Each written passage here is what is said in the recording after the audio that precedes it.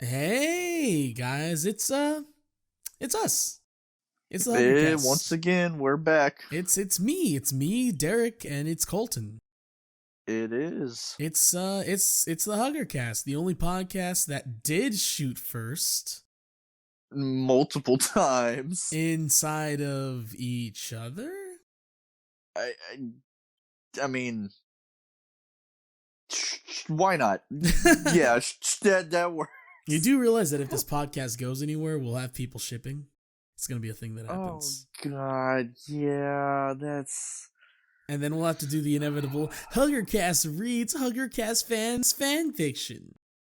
Oh, dude, we're not reading it. We're just full on acting it out. OnlyFans. We're gonna start OnlyFans. We're gonna act out fan fictions. Yeah, why? That'll be like a Patreon tier. You ever see like that video where the guys from Good Mythical Morning they read fan fictions, and they don't Yes. they don't skimp either. They go for the ones that are like really sexual. It's not as good though as the Game Grumps where they read the Sonic fan fictions. That's great. God, That's great. those are something else. Ugh. But yeah, guys, how's everything going? Are you asking me or the fans? Everybody. Hey, if you know what, I'll leave 5 seconds for you to answer. Hey, how's it going, everybody? Wow, that's great or bad. I don't know how your life is going, but That's what I imagine the audience just all sounds like. I'm either sad for you or very happy for you, or both. or both. Maybe your grandma died, but she left you. Maybe she was a bitch and you didn't like her, so that's a good thing. Or that. I was gonna say you left you a bunch of money, but or that. Or both. But just like double like that. That'd be. Yeah, that's like all the wins. She died, she was mean, and she left you money because she, for some reason, liked you, even though she's mean to you. I don't know. But this is gonna be our Star Wars episode where we talk about the original trilogy of the Star Wars movies. Star Wars. And I apologize for how late this is because sorry about that. It took a while to get out in the first place, and then we recorded a week ago. Oh yeah, and I lost half the audio, so we're having to do it again. By the way, yeah, this is our second time recording because Colton had audio problems. We're doing a sequel. We're doing a prequel. This takes place before. Anyway. But before we get into Star Wars stuff, we've got to go through the news that we covered last week, so it might be a little old, but we have one new thing as well. Yes. So this is timeless, though. Doesn't matter when you listen to this. R.I.P. DMX. R.I.P. DMX. We are very sad about DMX passing. Hopefully he's barking up in heaven. Yeah. What was your first experience with DMX? I explained this when we first recorded, but I want to hear yours too. Honestly, hearing Rough Riders Anthem when I was little. Shut 'em down, open up shop. It's such a kid, and that's the one song that I feel like I'm sure there's still parts in it that aren't, but like as a kid you can hear that and it's not just straight up aggro like motherfucker type stuff. Yeah, he's telling a story. And it's not overly homophobic like some of his other. Yeah. I was listening to where the I forget how homophobic there's that line where he's just like, I hate people of the LGBT community. And I'm like, whoa, that's pretty on the nose there, D. Wow. I don't believe that the LGBTQIA needs to have that many syllables in it because my brain ain't big enough. There's only 2 genders. Trans women are not women. It was Adam and Eve, not Adam and Steve. Oh God. But yeah, it's not of a. He had his issues, but yeah, I mean, a lot of hip hop was like that at the time. They overused. Let's be fair, and it kind of still is. Even today, I'm sure that there's still a ton of hip hop artists that are not. There's especially at the time they used like the F word and they called people gay a lot. Mm-hmm. My first experience with DMX was actually from an early 2000s Chris Rock movie called Down to Earth. It's about Chris Rock. He's a comedian, and he dies, and he goes to heaven, and he comes. Much like his career already did. I mean, he had a pretty good stand-up. No, Chris Rock's still doing good for He had himself. a pretty good stand-up in like 2019, but yeah. And anyway, he goes to heaven, and he gets sent back down, and like in another body. But he I was gonna say possesses, but that's not right. He basically gets his soul put in the body of like an old rich white dude. So, like reincarnate. Oh, that's not even reincarnation though. That's just It's just his soul. I guess that would be possession. Yeah, I guess so. But there's a scene because he likes this like black lady played by, I forget her name. Hold on, I have to get this name because she's this is important. It is because she's a really good actress, and I don't want to do her a disservice. You don't want to do her nasty like that. Exactly. Bill Murray. Regina King. I was close. I don't think you were, but yeah, she directed a movie that won something at the Oscars last year. She If Beale Street Could Talk, I believe. I heard it was a really good movie. Anyway, okay. Anyway, so he likes Regina King's character, and so they're on a date, but like, so he sees himself as himself, but everyone else sees him as this old rich white dude with like a big mustache and is balding and is kind of fat. And so there's a scene where they're hot. Yeah, exactly. There's a scene where they're at like a restaurant waiting for like some food, and like some like gangsta dudes drive by, and they like come inside, and they got Rough Riders by DMX playing really loud, and they're like rapping along with the words. And because Chris Rock is black in the movie, but he's singing along to it, but like it cuts to what everyone else sees, and he's like singing along to Rough Riders and saying the N-word and stuff like that, and it's like Chris Rock's voice but coming out of this like old white dude, and it's actually really funny.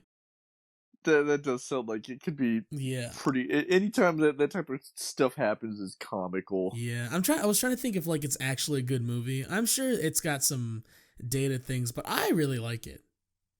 It's a big part of my childhood. I have to try to watch that. Yeah, we should watch it together and like do a Huggercast episode about it. I would actually enjoy that. Huggercast at the movies. Huggercast at the movies. We should do a video series like that. Anyway, off topic real quick. Speaking of rap, I mentioned it in the last episode. Did you ever listen to Pete and Boz? No, I totally forgot about it. You had told me that Pete and Boz was something I'd really like. I'm gonna have to send you one of the videos because I'd forgot about it too until I was being a complete narcissist and listening to our own podcast. Listen, there's nothing wrong with listening to your own podcast. And I heard I talked about it. I was like, oh yeah, Derek still needs to like not just listen though. You need to watch the music video. I'll take your word because you showed me Zach Fox and Young Gravy, and I'm fans. I'm a fan now, so. Although there is a song, I'm gonna say it sounds bad going back to like the homophobic stuff from earlier, because the song is called "A Pint and a Fag," but he's talking about a cigarette. They are British, yeah. So that is, it's not as like you see the title and you're like, oh damn, these dudes just like all the others. They don't like the gay. It's literally about holding a beer and a cigarette in the same hand. I'm sure the joke is that, like, it sounds bad, but it isn't, right? No, it's not even a joke. Like, it's a serious song. They're British. So. Really? I thought there was, like, a joke band. Oh. Huh. No, there's aspects to them that are comical, but they're actually... let's get a live reaction. Let me find a picture of him real quick and send it to Derek so we can hear his reaction. All right. This is what did you say the name was? Pete and Boz. This is a live reaction to the rap duo Pete and Boz, or not the reaction to their music, but the reaction to just how they look. Oh, okay. I've seen Anthony Fantano did a reaction to these guys. They're legit pretty good. They're like, how old are these guys? Oh, they're in their like 60s and 70s at the youngest. That's amazing. That's kind of great. I'll have to check them out. Oh, they're really good. I saw that Anthony Fantano did a reaction. I didn't watch the video, but he did. It's that like British grime, I guess you call it. Like they're kind of aggro. It's kind of like British grime. Those become kind of a meme. I don't know if you've seen like Like it's they have like reaction pictures of like people being disgusted. It's like when the beat is hard, but a British guy starts rapping.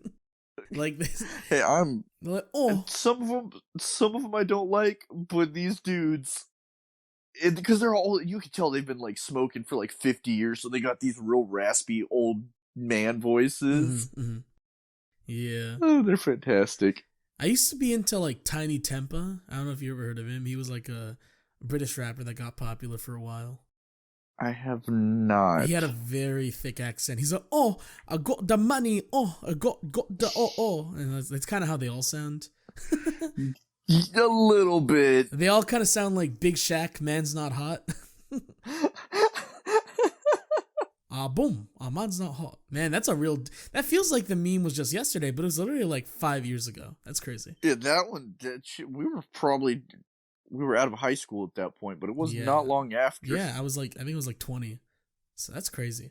I don't know what we were talking about, but we were talking about DMX dying. R.I.P. R.I.P. DMX. Yeah, his spirit will live on, and in the best possible video that I've seen of him, and that is him singing Rudolph the Red-Nosed Reindeer.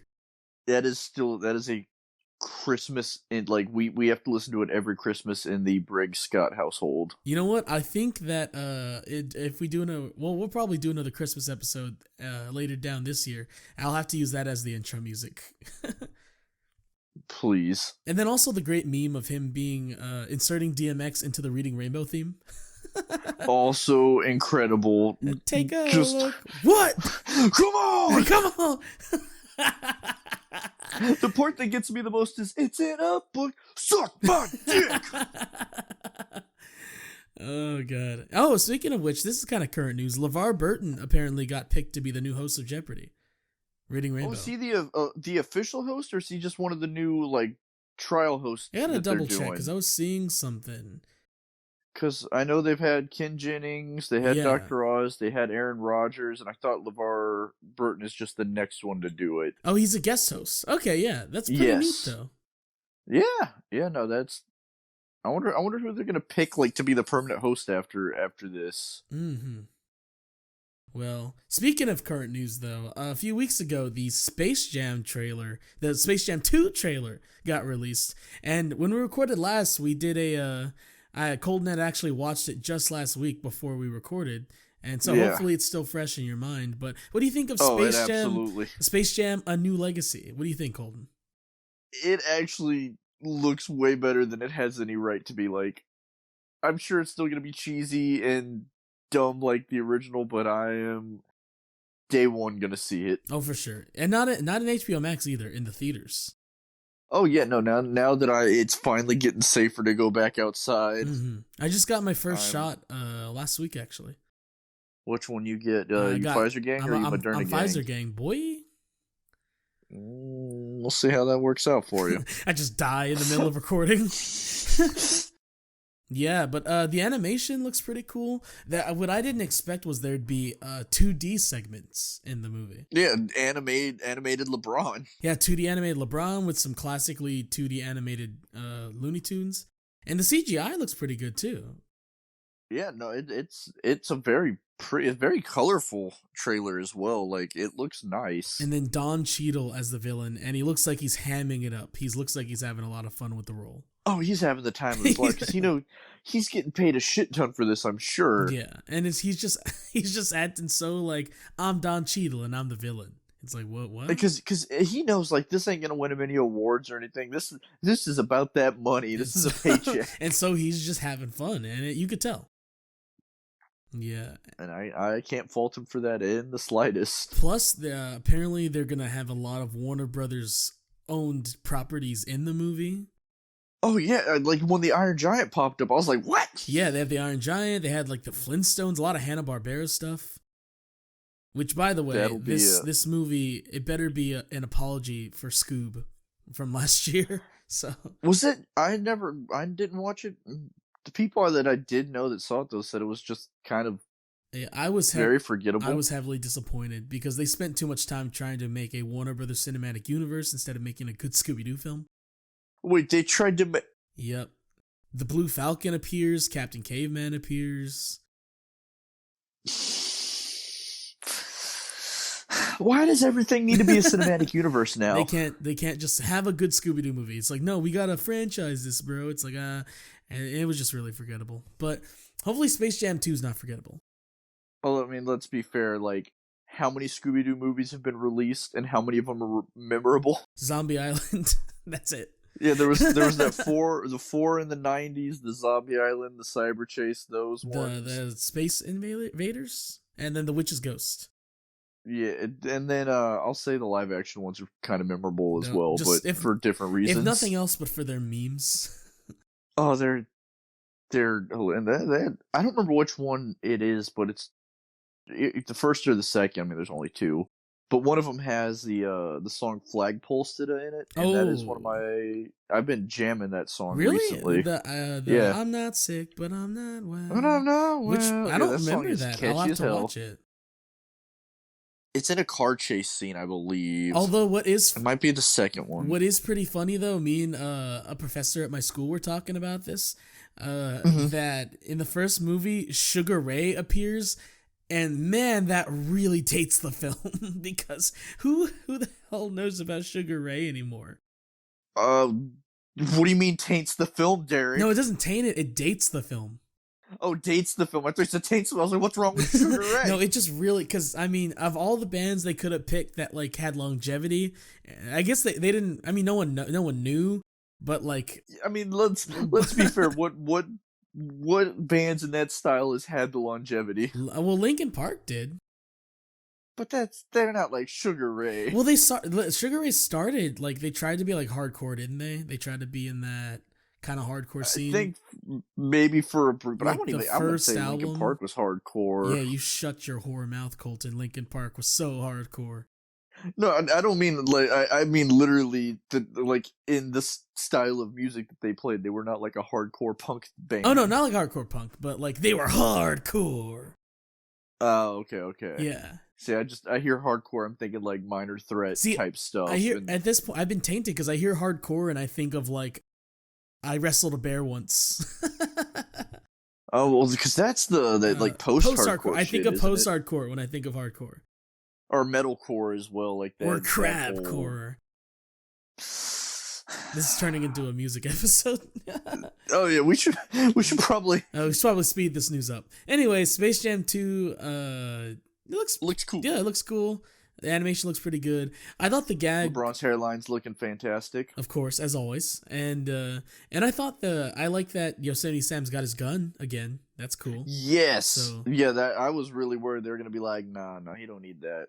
I mean, whenever I've seen some of the new Looney Tunes shorts and like instead of Elmer Fudd chasing Bugs Bunny with a gun, he chased him with an axe. And I'm like, is that better? That sounds more like psychotic and terrifying. I saw a comment that was like, okay, it's a little more terrifying to think of Elmer Fudd trying to kill Bugs Bunny with his bare hands. Yeah, because if you think about it, is a hunter. Hunters shoot animals with guns. Boom, they're dead. There is nothing wrong with that. That is totally normal. He was a hunter. Bugs Bunny is obviously a rabbit. Like, yeah, and it's shooting a rabbit. It's a quick, painful death. Boom. He's going like the Norwegian black metal, though, trying to like crucify a rabbit like Jesus, it sounds like now. Ooh, da, ba, da. Anyway. Well, black metal's more like that's what they all sound like. That's pretty funny. But yeah, so, and then also, this is kind of old, a month old at this point, but the Snyder Cut came out. I saw it. Colton, you've had a week to watch it. Have you watched it? What do you think the answer to that is, Derek? A resounding yes. You've watched it and you thoroughly enjoyed it. I watched it 8 times. I watched it once every day, and then on Sunday I watched it twice because that's my new religion. No, I haven't watched it yet. Well, do you care about spoilers?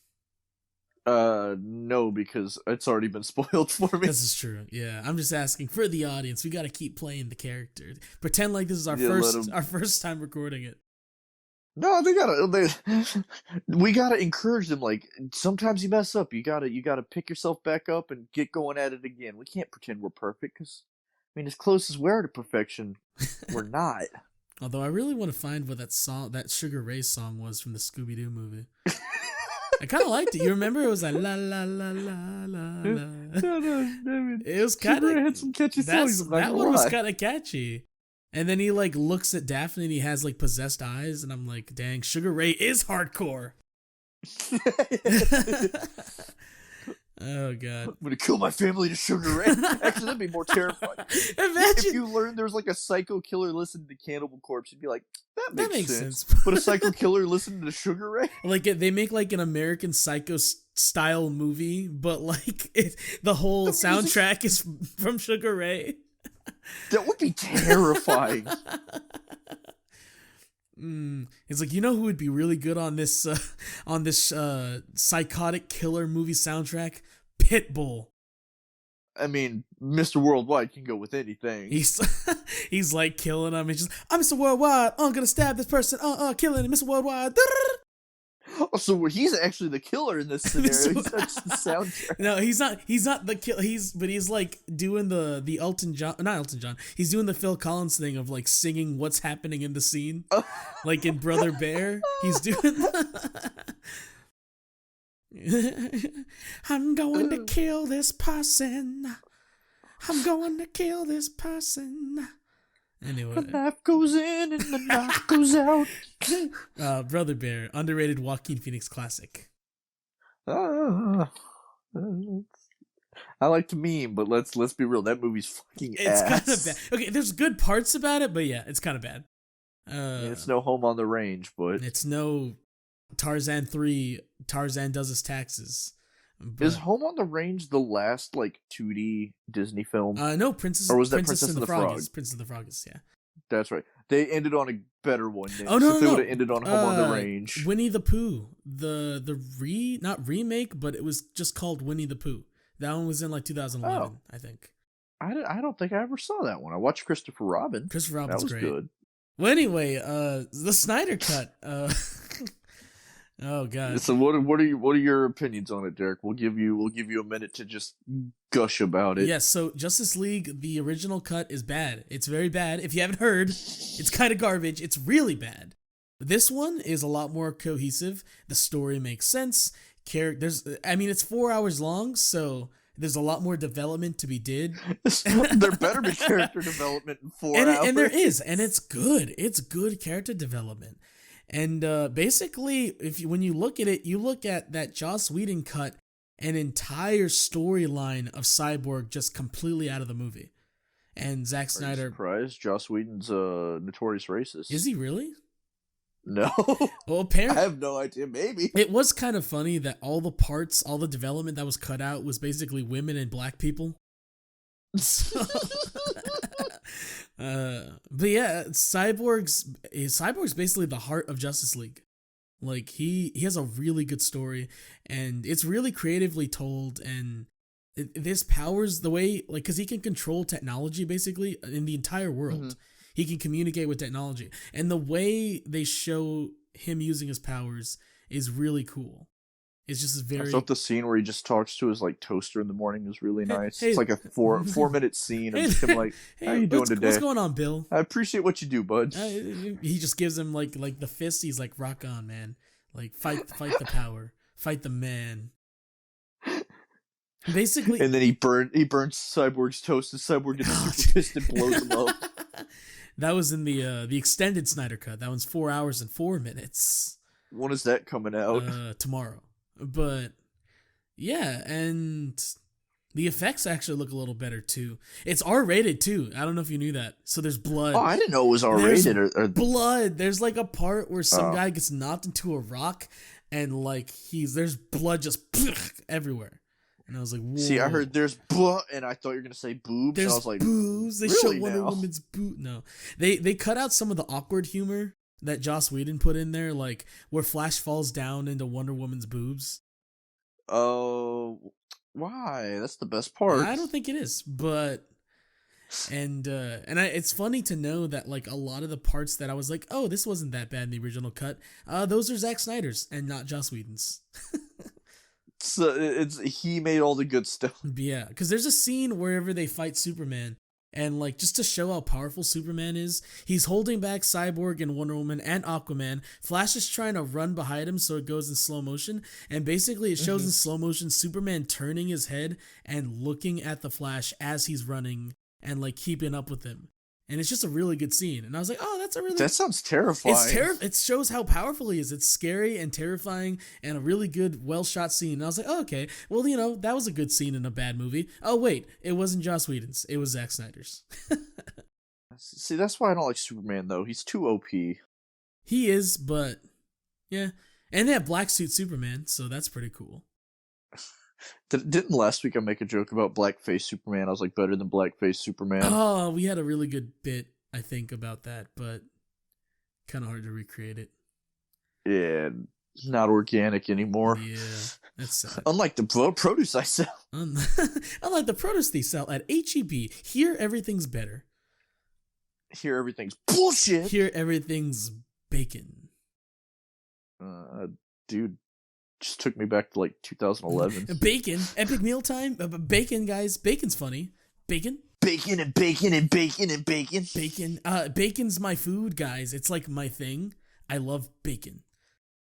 People did make bacon their personalities for a while. It was an odd time in history. Yeah. There are some parts in the movie though that are like, cause like there's a lot of slow mo. And it can get guys like, okay. I know you said that was your one. Yeah, I was like, okay, critique. calm down with the slow mo. Like, let's get going. Maybe that's why it's 4 hours long. But if they cut out some of it, it'd be 3 hours. Also, extra spoilers, guys. Are you ready for spoilers? Extra spoilers in 3, 2, 1. Martian Manhunter appears, and that's really cool. Yeah, that one was actually sounded like, and you said he's got like full motivation this time, right? Hello? Yeah. Martian Manhunter? Yeah, didn't you say there was like a whole like there's reason behind it? I mean, it seems like it's trying to set up another movie. You know who Martian Manhunter is, right?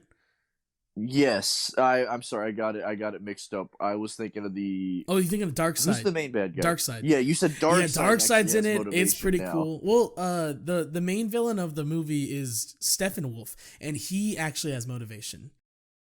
I knew one of the bad guys had motivation. Yeah, he's because in the other one he's like, oh, I'm here for Earth, brr. But this one he's like, I messed up with Darkseid. I betrayed him. Now I owe Darkseid like 4,000 worlds or whatever, and Earth has anti-life or something. And like that's basically the reason everybody's there. So that actually gives purpose. It's pretty cool. That's what they call Republicans in the movie. I found that to be pretty offensive.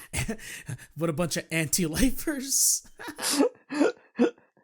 Yeah, but yeah, and Martian Manhunter appears, and that's pretty cool. I really hope that they continue the Snyderverse and he can continue to appear because Martian Manhunter is a really cool character. You think he's? I mean, I guess he is back up to directing now, so hopefully they keep him on. Yeah, the trailer for Army of the Dead came out. It's another of his movies. I didn't see it, but. And also, okay, more comic book news. The trailer for Shang-Chi came out. Did you watch it, Colton? Yes. Did you watch it? That one, I have not watched it.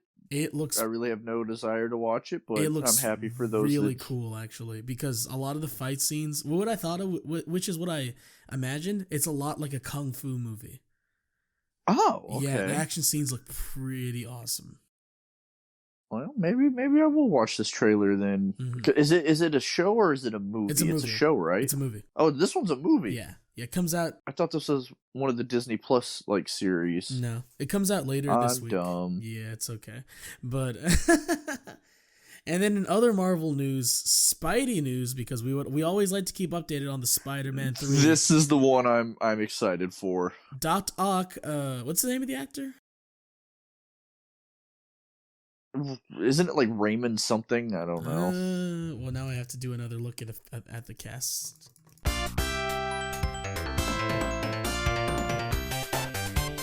We're gonna say Bob Johannesburg. Yes. Alfred Molina. That's it. Alfred Molina has officially been confirmed to be in Spider-Man No Way Home, which, I mean, we knew he was in it, but now it it's is like official. completely official. So Yeah. there's some type of something of Spider-Verse going on. Also, all of these Spider-Man movies, which includes the Andrew Garfield and Tobey Maguire ones, are coming to Disney Plus. They struck a deal. So them and Sony struck a deal. That's kind of just straight up saying, like, there's got to be something going on. Like, there just has to be. Because there's no reason other than that Disney would fight to get them on. Exactly. It's like, I don't care. Keep your stupid whatever. Oh, and I think Venom as well is going to be on Disney Plus too. Like a lot of the Sony movies that are owned by Sony. This was actually just a marketing ploy by Disney because they wanted Spider-Man 3 on their service because they know it's the best one. They know that Venom is the best Marvel movie to ever come out. Oh, absolutely. I kind of want Tom Hardy's Venom in the Avengers or like in the MCU. I wouldn't be surprised like that. At this point, nothing is too far-fetched to me. Yeah. Well, all right. Well, I guess that's a little bit of a speed run of all of the fun news that happened. You know. Did we win? Yes, we got the top record. Hell yeah! Only 32 minutes. But yeah, longest news segment ever. My bad. Yeah, but I mean, there was a lot of stuff piled up because it took so long. It's been a minute, and then we kept getting distracted. So, us getting distracted. I don't know what you're talking about. Yeah, I mean, if they're not used to it by now, of us getting distracted, they'll never be. I figure that's probably the reason people listen. Yeah, because we're the ADHD podcast. Yeah. All right. Well, I guess we can get to the main topic at hand. Yeah. We recently watched I did because just to prepare. Yeah. Star Wars. We're talking about the original Star Wars trilogy. This is going to be part of a 4-part Star Wars special, I guess. And we're going to talk about the original trilogy, the prequels, the sequels, and some of the spin-offs. That mainly... And the spin-offs is going to be movies, games... Yeah, mainly Rogue One, TV. Solo, The Mandalorian. I haven't seen that much of Clone Wars, so I don't have that much to say about it. And yeah, I guess video games too. That counts. Yeah. I mean, I feel there's a few like Force Unleashed probably can. Force Unleashed could fill up like a whole podcast in its own. Or maybe in a year we'll come back and do like a straight Star Wars video games podcast. Yeah. Well, I could. We don't want to have Star Wars fatigue. I'll speak. What?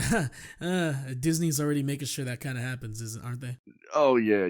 We're not trying to pull a Disney on this. We're not gonna try to pull a Kathleen Kennedy on you. Is that woman fired yet?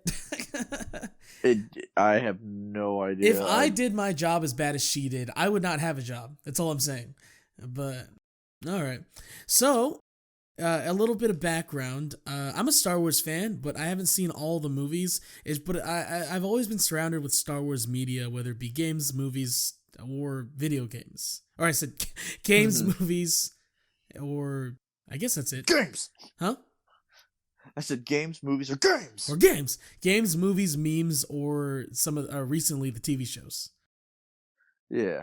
But I mean, it's just such a cultural phenomenon that it is a part of your life. So I had seen New Hope once and a half of Return of the Jedi, or Empire Strikes Back, excuse me. And then I'd never seen Return of the Jedi. So I'd watched all 3 of these in rapid succession for the first time. Yeah, so and it really was like your first time seeing 2 of them. Like you said you saw half of episode 5, but that don't count. Yeah. So we're going to go through all 3 movies and just talk about what we liked about it, and just kind of gush a little bit. So join us on our Star Wars adventure, won't you? For Connect. Star Wars for Connect. Was that the name, or was it just Star Wars Connect? I think it was just Star Wars Han Solo for Connect. That's the whole reason anybody bought that game. So episode 4. So episode 4, A New Hope. I really like it still. It's still a really good film. I think the casting and all of it was as good as it could be. It's a fun kind of just, good versus bad guy. Yeah, and even westerny feel. And I even feel like if there wasn't any other movies, this would still be a good standalone film. Oh yeah, because this one, like the other ones, they kind of need all each other for closure and all this, but this is a self-contained movie. Like you got a plot that's you could end it there and it would be okay. Mm-hmm. And I think that's originally how it was supposed to be, wasn't it? I guess maybe I'm not sure, but probably the popularity definitely played a hand in making more movies. Oh yeah, once it became the biggest movie of all time, people were like, maybe we should make a second one of these things. Yeah, I think what's really really good about this film, and what George Lucas is really good at, is world building. This builds such a very good and huge world. Yeah, and honestly, it's the first in the series, and it feels like a universe that existed.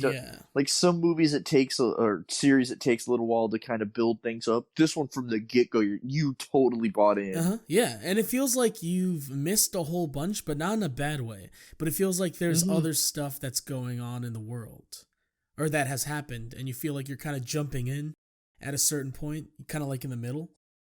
Yeah, because I mean that's even like the opening crawl and all of that. Like it does say like there's something going on, and this is where we join our heroes basically. Yeah, and I think that's really cool. Like you kind of can just jump into the action like that.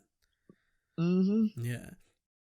Who's your favorite character from this one? From this one, it probably has to be Han Solo, just because he's so cool. Like he's the lovable douchebag. Yeah. Like I like Luke Skywalker, but I like him more in the sequels. And like I mentioned the first time we recorded that Mark Hamill's a great actor, but in this one I think they told him to be like kind of like the naive, like young kid, cuz in the first half he's like, "Well, like golly gee, uncle, I just don't want to be on this planet anymore." Golly, he's a little farm boy. Yeah, like it's fine. It's not annoying or anything. But it's just like, yeah, he's playing up the, like, I'm just a young, rambunctious kid. Golly geez, I'm a simpleton. But, like... Except when I pilot this ship and blow up an entire planet. Yeah, but, I mean, he doesn't stay that way throughout the movie. And, no, he grows. Yeah, the storytelling is really good as well. There's a lot of really good storytelling and throughout all these movies, actually. Even the bad ones, I would argue that the storytelling in 8 and 9 aren't exactly I mean even good. Even the prequels, I guess. But well, you said bad ones. Oh yeah, you're right. So just 8 and 9. Okay. Yeah. At least you admit that 7's not a bad one. What is the word I'm looking for? It's nostalgia bait. But it's at least like I can watch it and turn my brain off and be like, oh, this is fine. Yeah, I think we have a big disagreement when it comes to episode 7, but we'll get to that one. Yeah, on a later episode. Yeah, Han Solo is a great character. Harrison Ford plays him up super well. I guess it's just like the lovable douche. He's cocky, kind of a smartass, but he's just, you want to be his friend. Yeah, and he's not a bad dude. Like he knows when he has to do what's right, No, he's just no, Disney retconned that, or not Disney, but Lucas retconned that he was a stone cold murdered a poor innocent little man. Oh yeah, but, we do have to mention that I have to mention that the versions I had watched were the ones on Disney Plus, which are the quote unquote special editions, which have a few things edited. And I guess we'll talk more about that when we're done discussing the film as a whole, but yeah.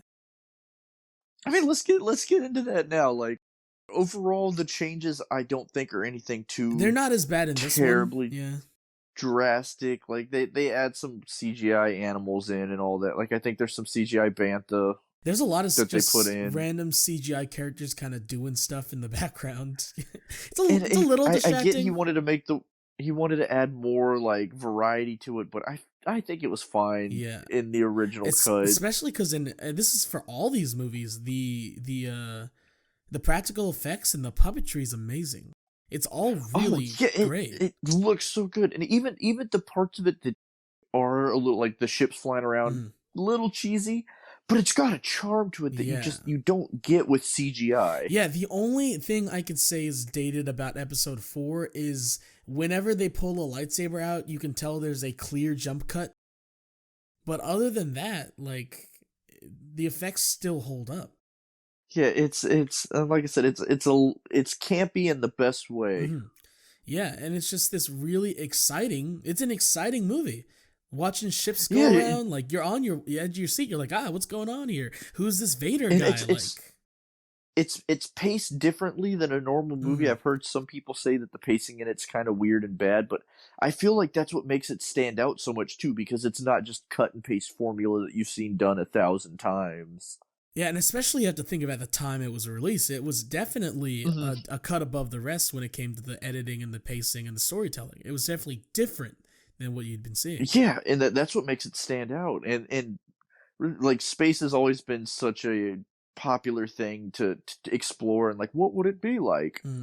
But I feel like this is one of the first ones that truly captured like an entire different universe that felt believable, though. Yeah, like I believe the term space opera comes from like this movie, doesn't it? Like people referring I believe it does to Star Wars. Correct me if I'm wrong, film historians that I'm sure are watching this podcast, but but yeah. And we have to talk about Darth Vader. One of the most famous villains, bad guys in cinema history. I mean, who would be above him, honestly? Maybe like, I don't know, the Joker, but probably, maybe. I would say Darth Vader's more recognizable than the Joker. Maybe. Yeah, maybe. It depends. I would argue that. I don't know if there's a single villain who is more well known. Like, 'cause when you think Star Wars, sure, Luke's the good guy, then you got like Anakin and Obi-Wan in the but you think of Darth Vader. When you hear Star Wars, Vader is the first thing you think of. Yeah. And he's such a great voice. James Earl Jones lending his voice to the character. Such a very menacing, but also in the first film he's also very like you could tell he's kind of getting into the role cuz it's a little bit higher pitched. Yeah, but it's still deep, obviously. Yeah, because James Earl Jones, even the highest his voice goes, it's still probably deeper than anything I can do. Yeah, and it's a little more British. It's like you're a Rebel Alliance and you're a traitor.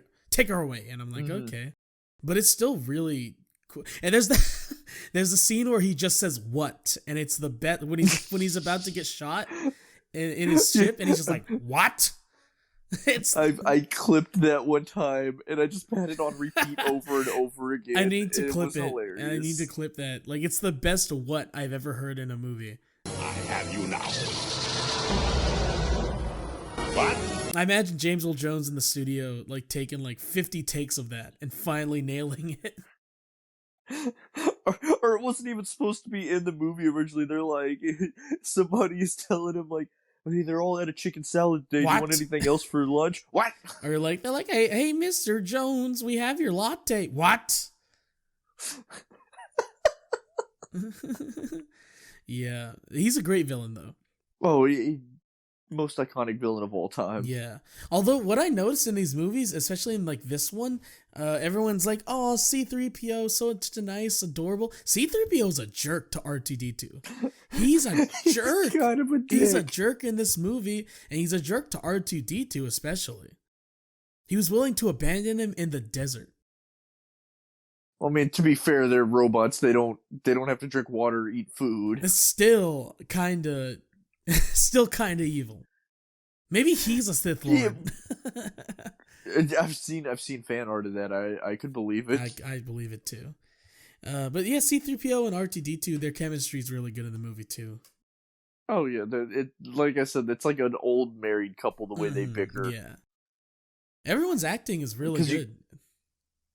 Yeah. No, I don't think there's anybody that I was like, they could have done better. Yeah, no, everyone, even the cheesy parts, like I said before, the Luke Skywalker being like, golly geez, Uncle, what's his name? Uncle. Oh, forget the uncle. He's like, golly geez, Uncle. Like, even that, it's like cheesy, but it's still like fun. This is gonna burn my mind because I know this. Oh, Uncle Owen. Oh, and Yeah, that's I it. didn't even have to look it up. I just remembered. I almost said Ian, but I was like, it's not Ian. I pulled Google up and I was like, wait, I remember. Have you seen that one that was like it's like the Uncle Owen action figure and it's just a mummified corpse? No. It's pretty funny. Yeah, and even though this is the first Star Wars movie, there's still some really good shots and some good cinematography. Like Luke just looking over the horizon and then the music playing. The one of him looking up to the two suns is Yeah, like one of the most iconic. It is, and the score. Oh, the score. Yeah, I will say the original trilogy. And we'll talk about it later in another episode as well. Like, as good as their score is, I actually do think that's the one thing the prequels have the edge on. I think the prequel score is just incredible. It is. From what I remember, the score is incredible. But even saying that, the original trilogy is nothing to laugh at. It is still classic. John Williams, right? Yes. Beautiful. Absolutely beautiful. You got the Imperial March, you got just the main Star Wars theme, like But let's get to the meat and potatoes though. What do you think of Han not shooting first? Yeah, okay, so what's funny about this is I know the history, even though I'm not the biggest, like, craziest Star Wars nerd ever in the world, but I know the history. So I know in the original cut, Han Solo shot first. He did. Like, he that's just shot him and killed him. Or shot Greedo. Mm-hmm. In one of the recuts, Greedo shoots first and misses, and Han shoots him. And then in the one I watched, which is the Disney Special Edition, Greedo shoots first. The best cut. Greedo shoots first. Han dodges, but they digitally edit his head to dodge the bullet, and then he shoots Greedo. It looks like they stretched it out like Play-Doh. And like freaking Super Mario Paint, or was it Mario Party, that like mini game where they're stretching Mario's face. That's exactly what it looks like. Little known fact though, that scene was actually in the very original edit. It didn't even make it into theaters. It was left on the cutting room floor. DMX somehow got a hold of it though and inspired him because as Greedo's talking to him, Han just goes, "Come on, come on!" What? He just starts barking. After he shoots him. Oh man, you know what? DMX would want us to remember him like this. Oh, I absolutely think you. Yeah, that's. But yeah, I get the reasoning behind it though. Was they didn't want Han to be just a stone cold killer. I know Lucas wanted him to be like a good role model for kids, and I'm using quotes, but you can't see it. But I feel like though that him shooting first adds to the character development of him being basically a space pirate, a drug smuggler, to somebody who could be a hero, an upstanding citizen. Yeah, and even then, like, Greedo's trying to kill him. What would you expect him to do? He's a trained, like, smuggler. He's been doing this for years. Obviously, he knows when someone pulls a gun out, stop them. Like, yeah, you stay strapped or get clapped, homie. As DMX once said, "Arr, arr." Yeah, although there is an addition that I do find to be a good addition to the movie. They added a deleted scene where Han talks to Jabba the Hutt and like explains, it gives backstory to kind of their relationship and what Han Solo owes Jabba the Hutt and why he's trying to get all the money. Yes, and that was nice. Oh god, chili! I had chili today, so. Oh, what type of chili? My mom made it actually. Oh, hell yeah. Homemade chili's the best. Yeah, it's good. But yeah, and I was telling Derek, he didn't know this. That scene was originally, like, this is the CGI big Jabba that everybody knows. But the very original scene when it was filmed, Jabba was just some white dude. Yeah, I saw the scene of him being a dude, but I thought it was, like, the person doing mocap or something. Like, but... You know, that it was originally... Because, like I said, I think this was supposed to be a standalone movie, so they had no reason to really flesh job out as a character was just some random side name. Yeah, but I'm glad they changed him to be an alien because it's some some really good puppetry. Oh, and it's just memorable too, like the big fat green slob. Solo Wookie. Yeah. But yeah, so overall, out of 10, what would you give this one? I would give it like a good 9. Like I don't really think of a lot of things to complain about, honestly. Like it's just a fun, understandable. Yeah, it's just it's very understandable why it's a classic. Mm-hmm. And like you said, at the time it came out, every 7-8-year-old boy in the world, like there was not really anything else like it out, so it was just like it literally changed the game. Like no joke, it changed the game. It changed the cinema game. It changed, and I work at a movie theater now. I can't imagine working at a movie theater when Star Wars came out, the original Star Wars. Oh, because people like they would watch it, go back outside, buy a ticket, and go right back in. Like that had to be insane. Like I know my dad telling me he knew people that went and saw it like 7, 8, 9 times in the theaters. That's crazy to think about. Although not, you got to take into account like it you couldn't get stuff like that at home easily. So although I'll admit I've had people that have come into the theater I work at. They're like, "Yeah, this is my 5th time seeing Avengers," and I'm like, "Whoa." You're like, you do know it's going to come out on Blu-ray like pretty soon, right? You do know we have other movies, right? Whenever we have a big movie like that, it kind of feels like it's the only movie playing because like you look around at the theaters and it's like Avengers 12, Avengers 1 o'clock, Avengers 2 o'clock, Avengers 3. Like, whoa. Where they show it every like 45 minutes. Yeah. Like, so it kind of feels like that's the only movie playing. But the next Star Wars film. Oh, what would you give it, Colton? Episode 5. What would you give A New Hope? I would give it an 8.5. Yeah. Okay. Really, really strong, enjoyable. Like I have no real complaints with it. Alrighty. Well, episode 5 being Empire Strikes Back. That's the next one. This one, it's a good ass movie. I would think I like it better than the A New Hope. Yeah. Oh yeah. No. I think out of the original trilogy, this is the strongest. It has to be. It has to be the strongest one. It just it has the like they're all classic. Like you need them all to tell the story and all that. But if you had to just take one. It is, I think, the best shot. The dialogue's the best. Memorable set pieces, like everything in it. It has is good. It has the classic Darth Vader and Luke fight. Like the whole "I am your father." Oh, the whole thing. Yeah, like it's a lot of the most memorable moments are from that movie. It's so good. What scenes to you stand out in particular? Well, not exactly a scene, but a character. Lando Calrissian is... Lando is the sexiest motherfucker that ever lived. It's probably... Here's the funny thing, too. Like, my mom had never seen anything Star Wars, and so because I was preparing for these episodes, I was like, Mom, watch these movies with me. Just because I gotta watch them, so, like, watch them with me, because you've never seen anything. She was like, okay, fine.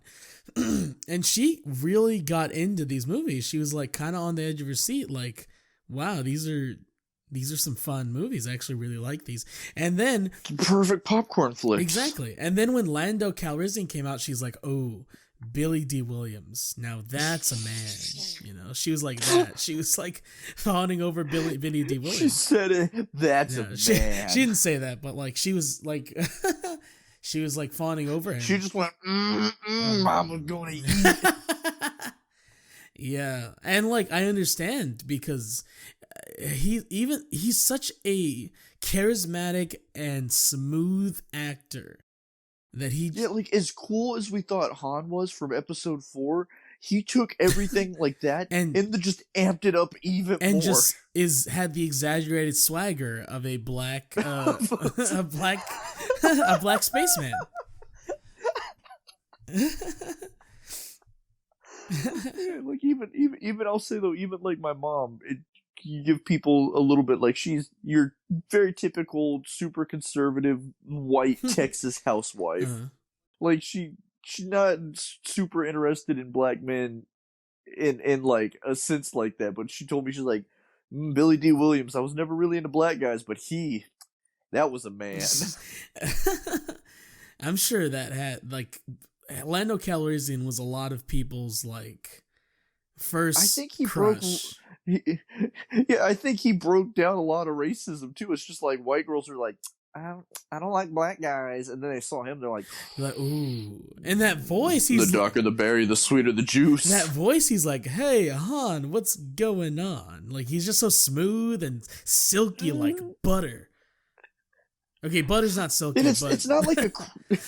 It's not like a crazy deep voice either. It's just you could tell he's confident in himself. He's like he could come up to you and be like, "Excuse me, sir, I'm gonna have to borrow your girlfriend, and I may return it back, I may not."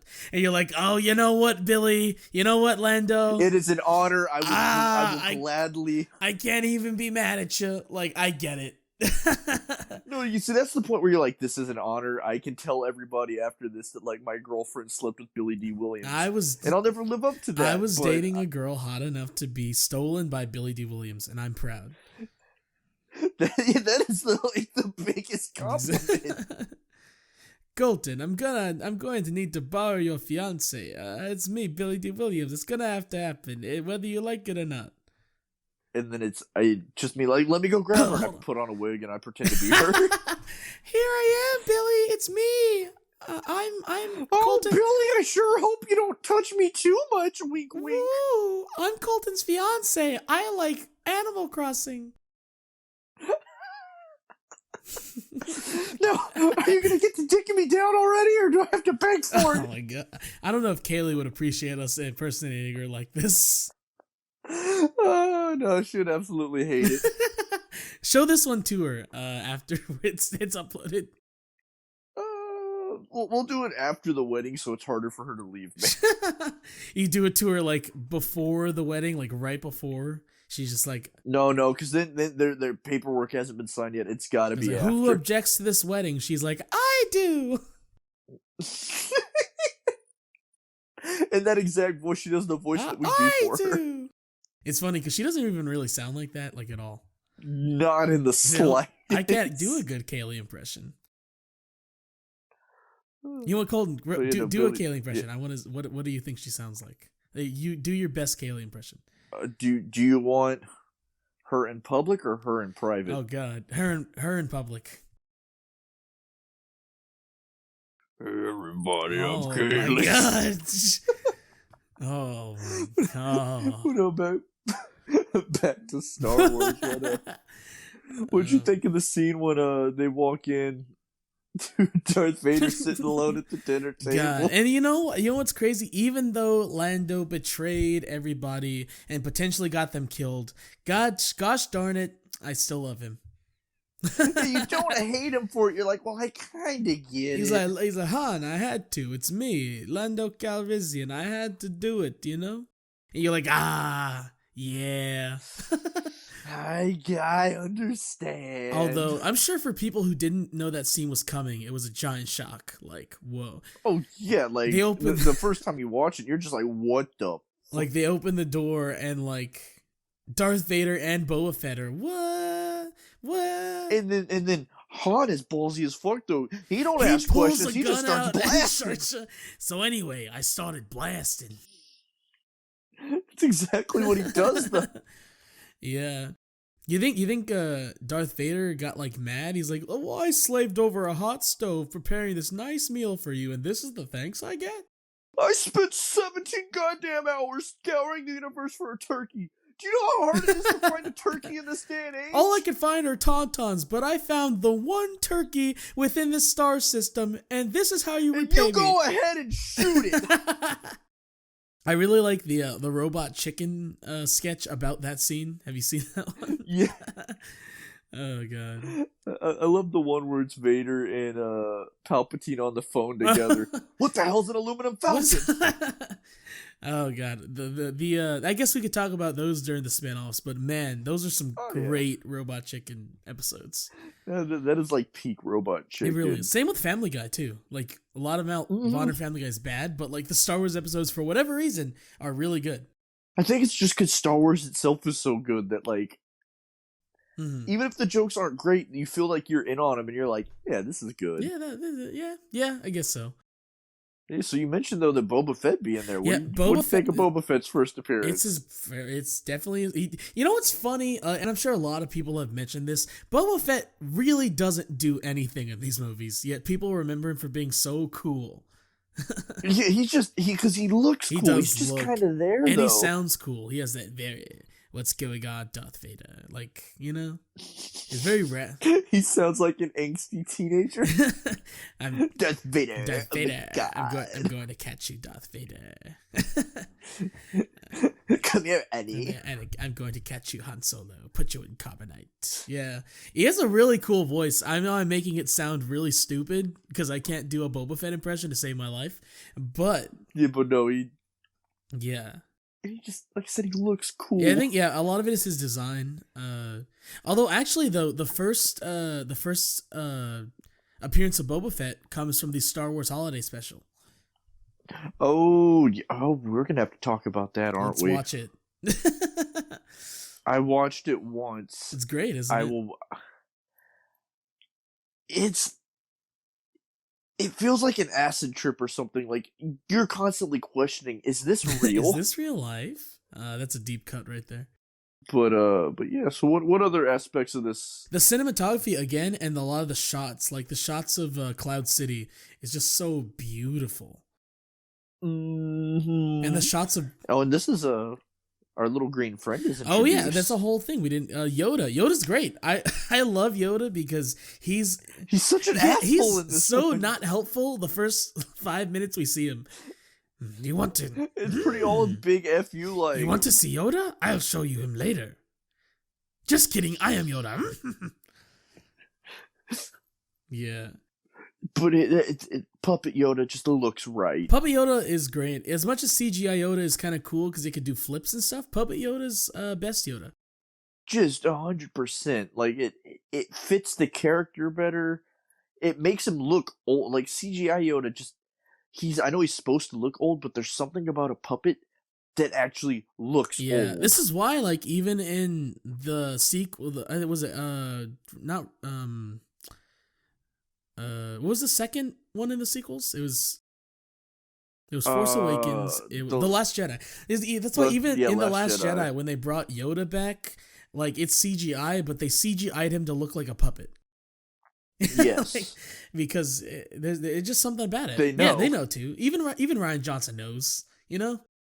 Surprisingly. Hey, I feel bad because Rian Johnson, like, Knives Out was so good. Was so amazing. Yeah, no, he is a good director. He just did not do... Yeah. I don't like that they got... Well, did he do 8 and 9, or did he just do 8? No, so they got Abrams for 7, Johnson for Yes. 8, and Abrams again for 9. Oh, okay. See, I don't like that they did that, It doesn't though. make any sense. You gotta have one coherent vision, which these movies are. One coherent vision. Yes, these... Absolutely. Like, say what you want about Lucas, he's kind of a...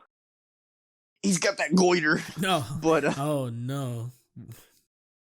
He created a world that I want to live in. Yeah, and what's really cool is that you see Luke's growth in this movie. Like, he's a little more mature, just a little bit, like, not even crazy amount, but just a little bit more mature.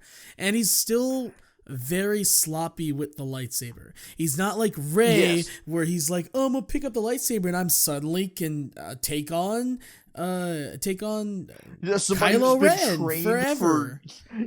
Yeah, without any problems. And another thing I forget about this movie that I really like that I just thought of, though, is there's like the 3 major planets that he goes to, and they're all so different from each other. Yeah, there's Hoth, there's the forest planet where there's Dagobah, and then there's Cloud City. Yes, and they all feel, though, like it's... They feel... You really feel like a Star Wars. Like a Star Wars. Yeah, it really does feel like a different planet. Like you're on somewhere completely different. The color schemes that they have for the planet are different. The way the shots are framed, the creatures that live on the planet, everything. Yeah, I think Cloud City is probably the prettiest, but it was very cool to see all of these different worlds in this one movie. And Darth Vader, again, super menacing villain. And it's At this time, I think he's even scarier. Yeah, because you get to see him fight. You know, like in the last one we saw him fight Ben, we saw two elderly men kind of tap swords a little bit.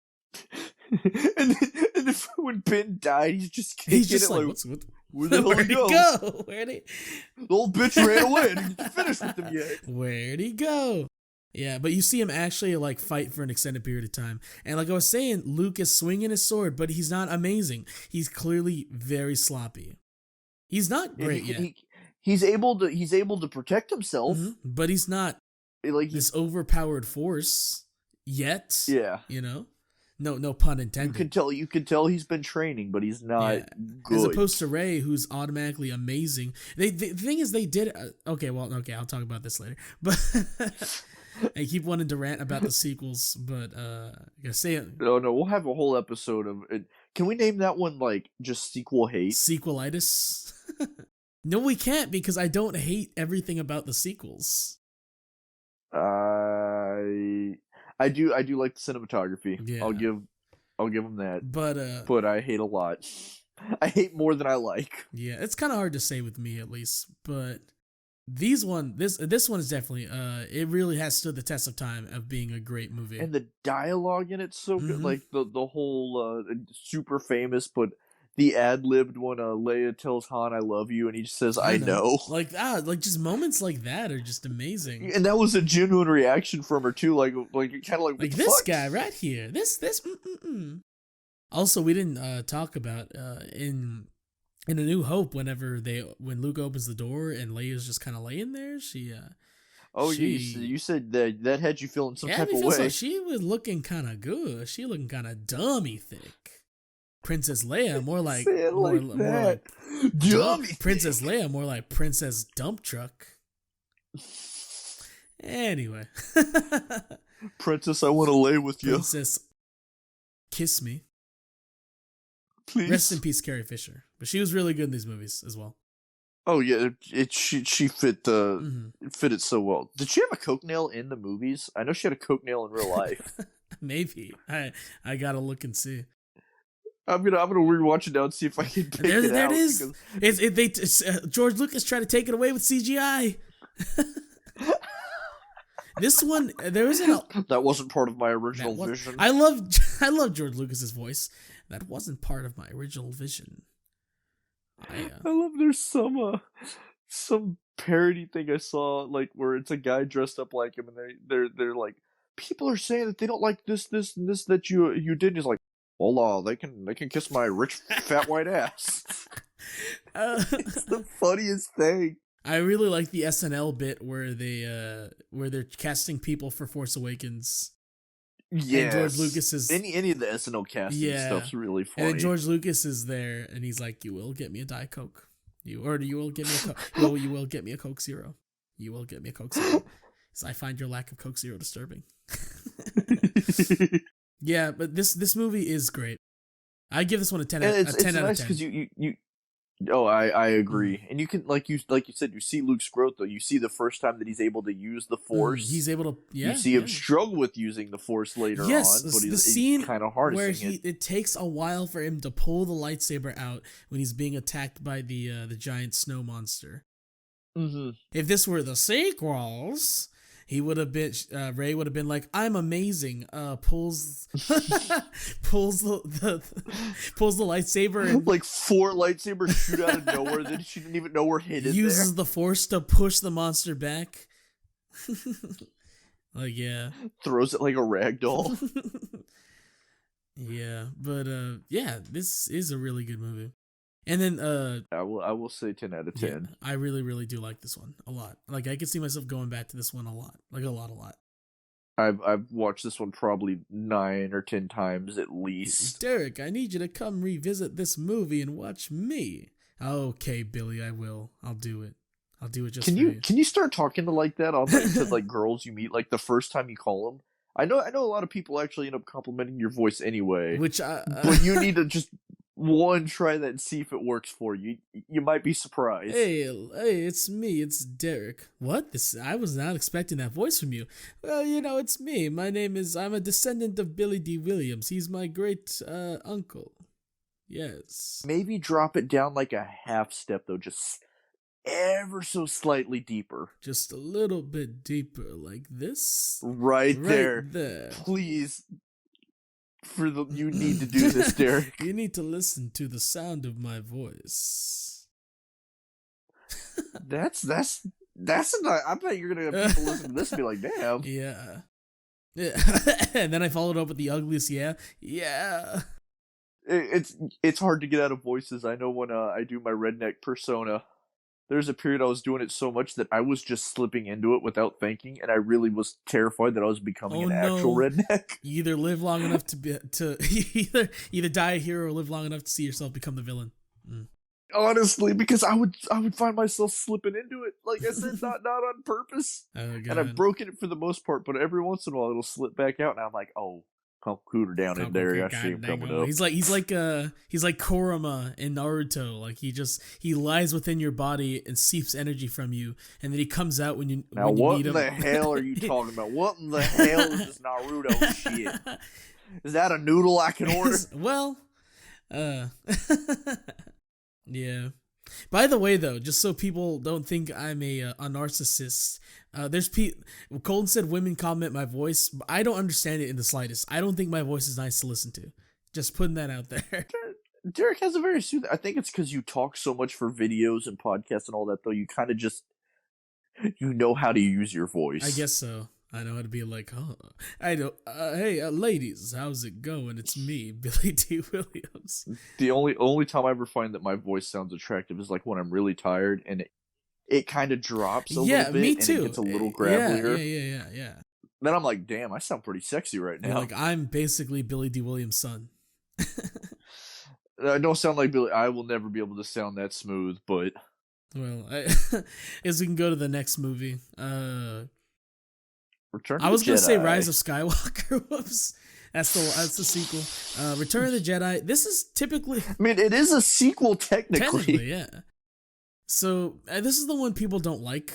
I wouldn't even say they don't like it. It's the least liked, I guess. Yeah, the least liked, but I still think everybody likes it. It's just like, yeah. I mean, to be fair, it's not as good as Episode 5. No, but there is some really. It's still a very enjoyable romp. Yeah, and there is parts where it is some of the best stuff that is seen throughout the original trilogy, like the dialogues between Luke and his father. Like, yeah, because they're just treating each other as humans. It's not like I hate you type. It's and you get to kind of see not the end, but like. You get to see kind of the apex of Luke's kind of transformation into a Jedi, because at the beginning where he is confident in this movie. He threatens Jabba like hardcore, and he walks in there, and you're like, "Dang, Luke, okay, I see you." He does fuck up a little bit, but it still works out for him. Like where he comes up to Jabba, he's like, by the way, give me Han Solo, or I'm going to kill everybody in here. I was like, oh shoot, okay. And then, like I said, it takes some little he does get doesn't go smooth. He does get trapped with a giant monster, but he does get out. him jumping on the little diving board is pretty sick. Yeah, that was pretty. And when he gets the lightsaber out, and he's just wasting everybody, just wasting. Did you play? I mean, obviously you've played Lego Star Wars. Do you remember in Lego Star Wars 2, the original trilogy one? Where they redo that scene, but like in the Lego style, and he's like jumping on the diving board, like having fun, just flipping around. No, because I played the original Lego Star Wars, and that's pretty much it. Oh, Derek, I missed out. 1 and 2 are both complete classics. You need to play the second. Like, it actually still holds up. I'm still waiting for Skywalker Saga because it got pushed back once again. I've had this game on pre-order for an entire year, by the way. It'll come out one day. Maybe. It's still when you look at the date, it says 12/31/2021. So they're just like any time later this year, whenever, I guess. Maybe. I don't know. We don't. I mean, we don't know. I don't expect you to know. So, And once again, though, the different places that they go. Although I think this movie, there's really only 2 planets that they go to. He goes back to Jabba's palaces on Tatooine, isn't it? I believe so. Yeah, because I believe it's the planet that Luke grew up on. Okay, yeah. So, no. So is yeah, it it's Tatooine back. or? Because I thought it was Tatooine, I know, is where Anakin grew up, but for sure. But the sand yeah, planet. is it Tatooine? I believe so. Okay, let's just say it is. But but yeah. So the difference between the sand planet and Endor, though, where it's the forest planet, like they once again feel like completely there's different just places. This large amount of green, like it's just this big forest, and you really feel like the whole planet looks like that. Like the whole planet is a giant forest. Even though you only see a small portion of it, you feel like you get a sense of this is what the whole planet looks like. And I think it's because, like, I know some people have issues with the Ewoks, but them being the inhabitants of the planet, they feel like a forest nation. Forest gang, rise up. Everything changed when the Forest Nation attacked. Bunch of little teddy bears killing people with a bunch of sticks and stones. And at least the Ewoks do something. Like they help out a lot in the final battle. Oh yeah, they absolutely. It's not serve like a purpose. Porgs in the sequels where it's like these are clearly here to sell merchandise to children. Yeah. Like these were made to be cute, but they still had a function. Yeah. They created a character that they needed, and then they just happened to make that character cute. It wasn't let's make a cute character and throw him in there. Yeah. And even then, like going back to the dialogue, like stuff like when Luke finds out that Leia's a sister, like the conversation that Luke and Leia have together, and then the conversation Leia and Han have together right after it, like it's all when she goes like, I think I'm gonna need an abortion. I'm pregnant with Luke's babies, and I can't bring life like that into this world. Yeah, I remember that scene. But that was cut in the later revisions because that wasn't part of the original vision either. The see more in the Lucas cut. Yeah. So do you think he just put Leia in the slave bikini just because he wanted to look at her? It was part of my original vision. You see, if she wasn't in the slave outfit, the scene would not have made sense. I originally cut out holes where the nipples were, but she refused to wear that, so we had to go with plan B. It was part of my original vision. When you see the nipples. I still have that vision every night. When you see the nipples, it really adds to the scene. I'm not going to say how, but it just does. Just trust me. I'm George Lucas. I have lots of money. I have an insane amount of money. He's got so much money. I really pitched my ideas for the sequels, and I really believed that Disney was going to use them. And Disney just gave me a bunch of money and said, no, fuck you. They said they keep me on as a creative consultant, but really that means, we'll do what we want. It means I'm rich. It means I have money. Anyway, I don't even know where we were going with that, but it's a little late night podcast action. Exactly. It's always that's it. It always is. This is what happens to our brains after 10 o'clock. Pretty much. Oh, Emperor Palpatine. He shows himself like in full force. And even what's funny is some of the scenes are kind of like silly, like the way he pronounces things, like the part where he's talking about talking about a laser or something, and he's like, "Oh, I'm afraid it's quite operational." I was like, he's got almost the sing-songy voice. It's quite operational. Yeah. That makes it even because it makes it seem like he really thinks that he's just top shit, so he doesn't give a fuck. He doesn't. I don't have to act scary because I am scary. And you could tell the actor is just having the time of his life playing this role. Do it. I don't remember that guy's name, but I love that they brought him back in the prequels. As Palpatine, where he doesn't need near as much makeup though, because he really is old once guy. It's time for those. Let's see, Star Wars. I gotta see Return of the Jedi cast. Ian McDermott. I thought that was his name, but I didn't want to get it wrong. That's a great name. Ian McDermott. Yeah, it is. Yeah, he's insanely great in everything that he's in that's Star Wars related, except for maybe Rise of Skywalker. But I mean, who can really make that work? There was no reason to bring him back. But in these movies and the prequels, he's really, really good. He completely serves a purpose. Yeah. And it's cool. You get to see that kind of like that finishing arc of Darth Vader. Yeah, where he does redeem himself in like a you brought up last time that audience will never get to hear. That'll be the secret. That'll be the Snyder cut, the Dixon cut, the Derek cut, the Hugger cut, the Hugger cut, Derek's cut. But it really where was I going? I don't know where you were going with this, but he does. He's bring balance to the universe. He brings balance to the like Force. They prophesized that Anakin would do. It wasn't how they expected, but he did it. Monkey's paw. Yeah, you know what? It's like Monkey's paw situation. He's gonna do it. He's gonna fuck a lot of things up along the way, but he's gonna do it. Monkey paw. Monkey. And this is another one. I think this is the special edition that got changed the most. I think it was that usually people say. Although at the very end, when they show, I will say that was a change that I actually I liked just because I love the prequels too. Yeah, the very end they show the Force ghosts. They show Ben, they show Yoda, and they show Darth Vader. Now that he's dead, he's a Force ghost. In the original one, they had the actor that was playing Darth Vader, right? Yeah, the guy in the helmet, not James Earl Jones, but the guy that's actually in the helmet. But in the special edition, they got Hayden Christensen to actually film a part, and he shows up as a Force ghost. And I think that's because to me, I kind of love it because I love Hayden Christensen. He's Anakin.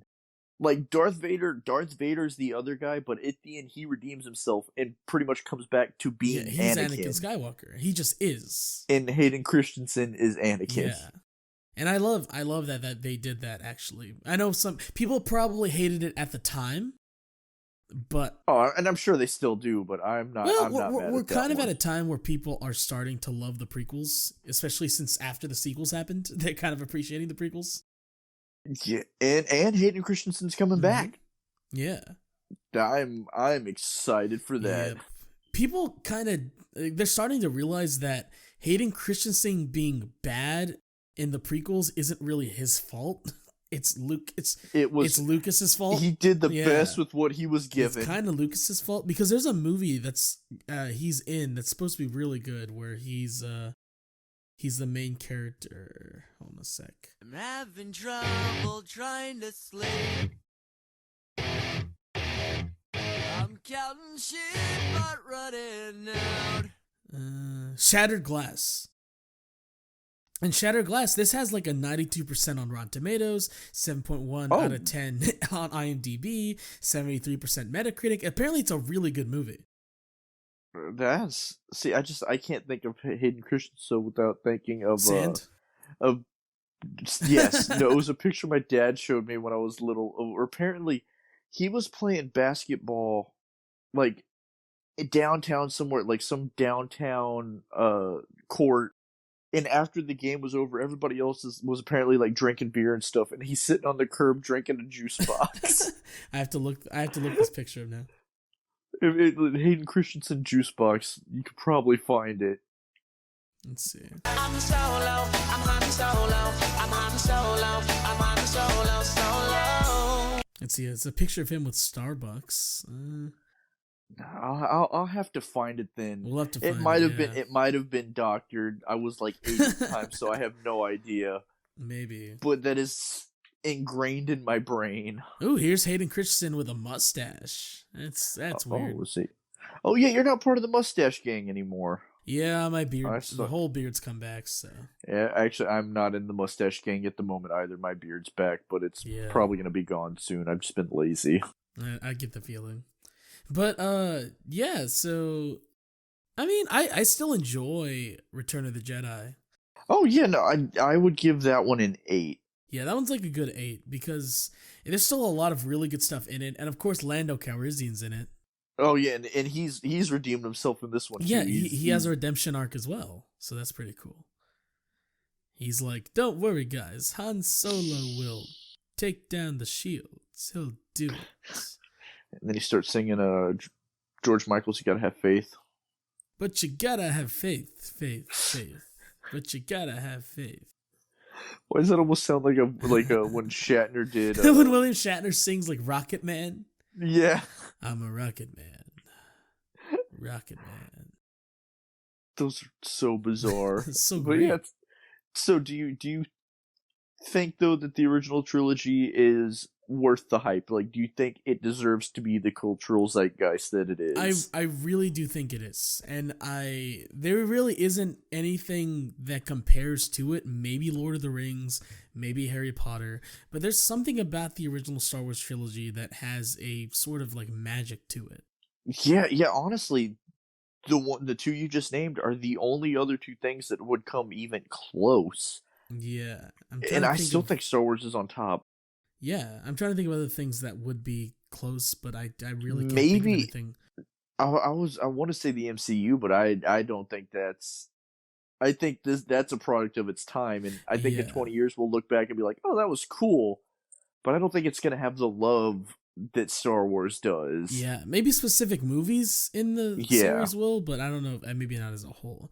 And maybe Scooby-Doo and Scooby-Doo Monsters Unleashed. They're probably pretty close to the original Star Wars trilogy, but the Cyber Chase, Scooby, or maybe like. I was trying to think of something else silly, but I can't. So. That one little the Cartoon Network toony thing, whatever they're called, Jabberjaw. Me and my friends 2.5 minute no masterpiece. Respect. With the Scooby-Doo that we neglect.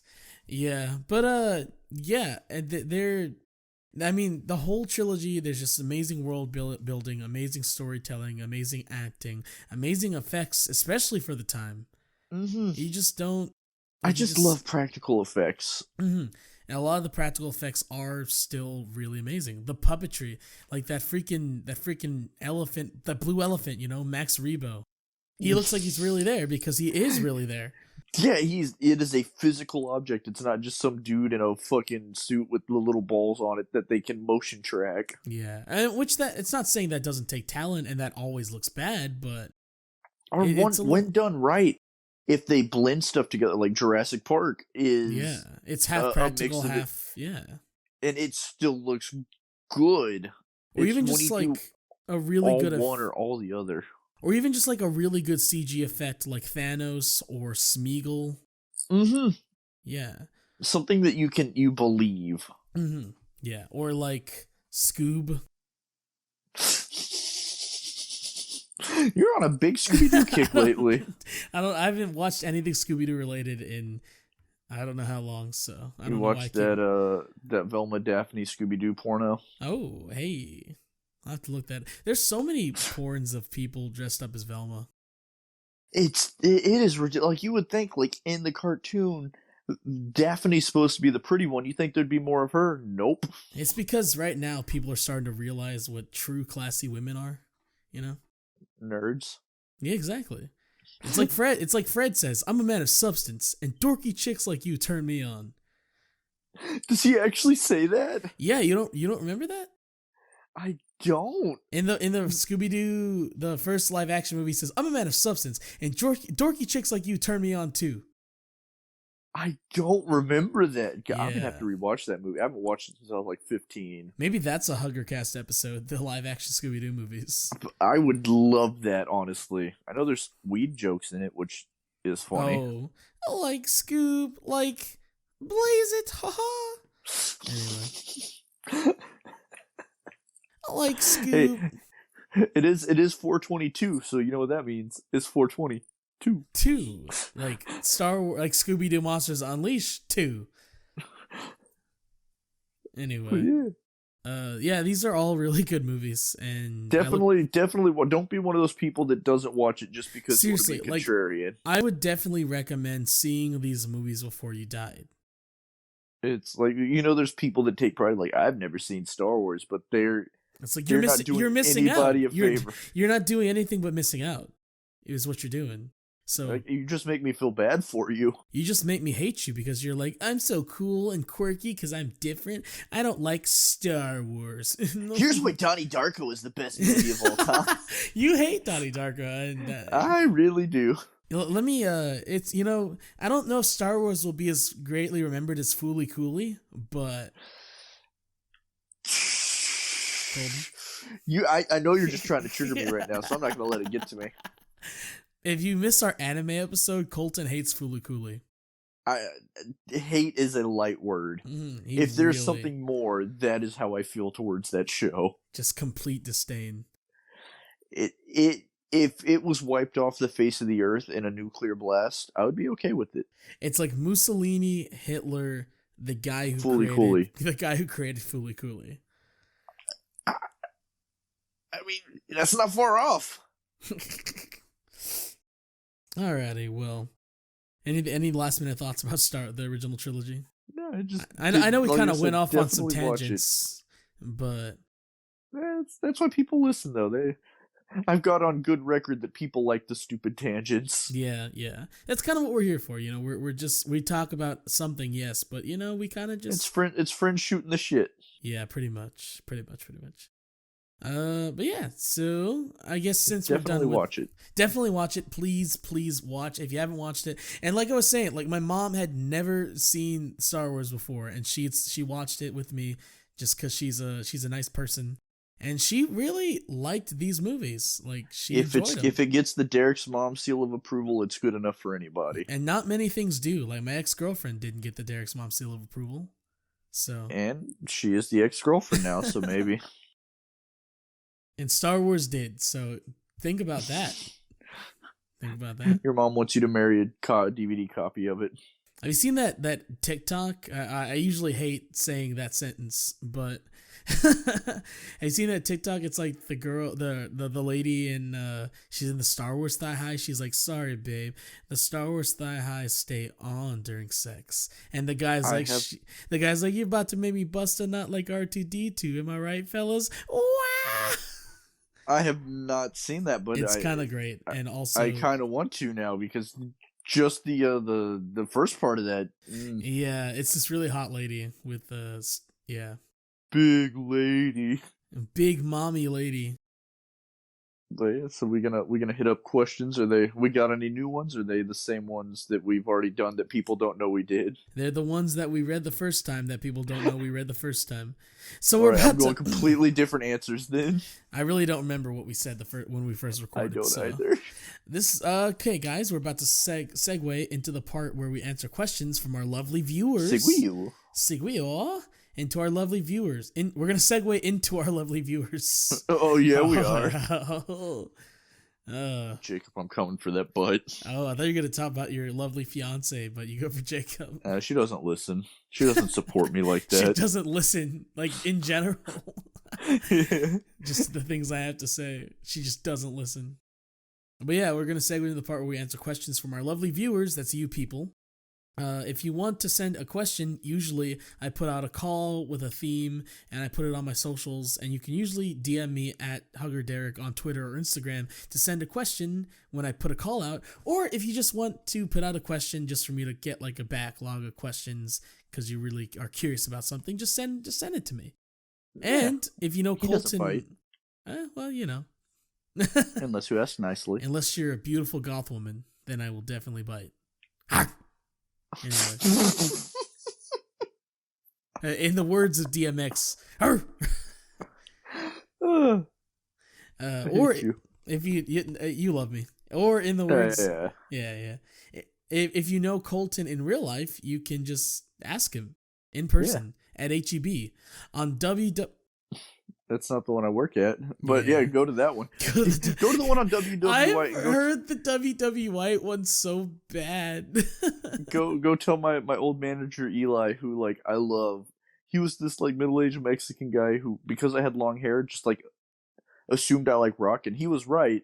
But he'd just walk up behind me and start being like, That's when they call it to feel good. I was This is when I do got it, to Eli. feel good. He's the one that make it He'd feel alright. always talk to me about when he used to smoke pot in the 80s and how he missed it. And I was like, sir, I feel like you should not be telling me this. Also, you could still smoke pot. It's even though it's not the 80s. Yeah, I mean, he's in management position. He kind of can't risk that. Oh but yeah. Do they drug test at HEB?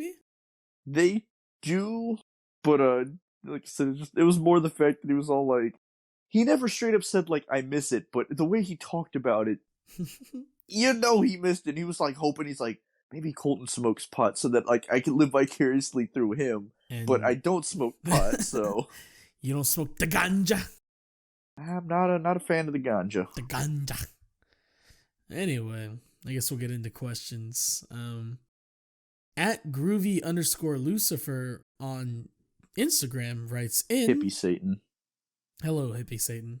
He writes in, let me hear what you have to say about the McClunky edit. So for those who don't know, not only is the special edition on Disney Plus, the original of A New Hope, they add a scene, for whatever reason, they add dialogue in the Han Solo and Greedo scene, and right before he shoots Greedo just screams, or he doesn't scream, but he just says McClunky, and then he gets shot.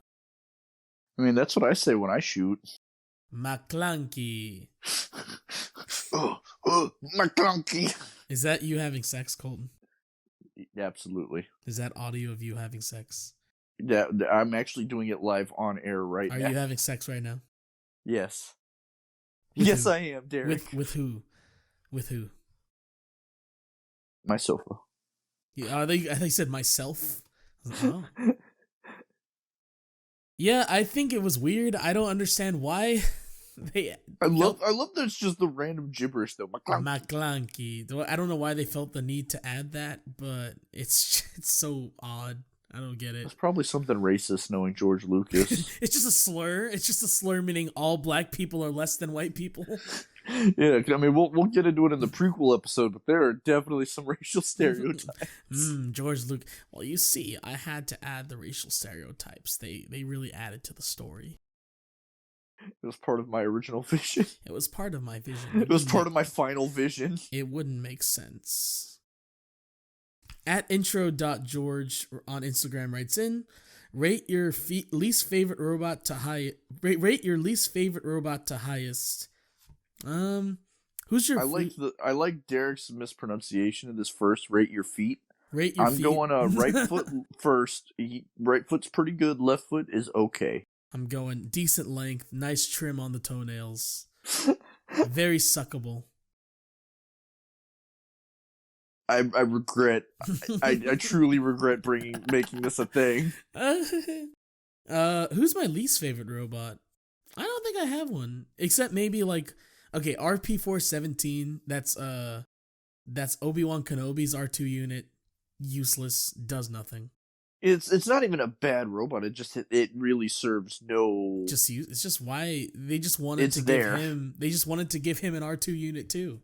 Yeah. Like best robot though, definitely Gonk Droid. Oh, I remember we were talking about the trash droid. Dude, Gonk Droid is incredible. I've idolized him since I played Lego Star Wars 1 back in 2005. Oh yeah. I think I'm gonna sound basic as heck, but R2-D2, bro. I can never remember his name, but I like the robot from Rogue One. Actually, I don't remember. I've never seen it. He's like a reprogrammed first or no, this is back during the Empire. So yeah, it's like a reprogrammed Empire droid. He's pretty cool, and he's voiced by a friend of ours' relative. Oh yeah, Adam's relative is Alan famous. Tudyk. Yeah, yeah, Alan Tudyk is one of our friends' relatives. If you guys didn't know that, that's pretty neat. Mm-hmm. You know what? No, you know what's the best robot? The raging SJW robot from Solo. Yeah. Oh, yeah. That is what all other robots should strive to be. Remember the famous line where Solo asks the robot, "What do you really want?" And she's like, "Equal rights." Haha. Wasn't that entertaining? It was a I'm Kathleen Kennedy, and I totally understand my audience. This is Star Wars. This is a Star War. War on women. Yeah, I'm Kathleen Kennedy. People would much prefer Ron Howard direct a solo movie than the guys who made the Lego movie. That's a smart decision. How much money did that movie make? I'm sure it still made a bunch. I don't know. Let's see. Solo box office. Let's see. 393.2 million. Okay, for a Star Wars movie, that's not very good. Yeah, let's see. Solo budget. 275 million. That's not a good return. Not at all. Like, they made money, but they did not make a lot of money. Like, for it to be considered a success, you have to make at least double your budget. Yeah. And that did not. I remember working Solo and no one coming to see it. I remember literally that Sunday night, the last showing was empty. And that's bad, especially for a Star Wars movie on the weekend to have an empty showing. Yeah. And like I said, I think that was more though, dude. Like, sure, the movie itself is whatever, but the Star Wars fatigue, I feel like, was really setting in by that point. Yeah. Well, it also didn't help that the movie wasn't that good. Yeah, but even if it was good, I felt like I would have been sick of it. Like, the only reason I saw Episode 9 was because it was like canon. Like, this is the end of the Skywalker saga, basically. Yeah, although there was all those rumors floating a few months back that they were gonna take this trilogy out of canon and like start over. I hope they do. You know what? I would hope that they would keep Force Awakens and then actually do something with Finn and do a better story. That's what I would want. Because like I feel like Force Awakens was just an okay movie, but it was a necessary just okay movie to set up for a good part 2. But it just so happened to be that the part 2 it set up for was way worse. Which sucks. But we'll get into that. Yeah, that'll be George later. also asks, would you rather look like Jar Jar Binks or speak like him? Both. I'd rather look like him with a normal voice because that would be kind of terrifying. I want to be Jar Jar. I want Jar Jar in me. I want to be inside Jar Jar's jar. Oh, Misa think Misa want your pee-pee. That's after the show's over. Okay. All right, let's see.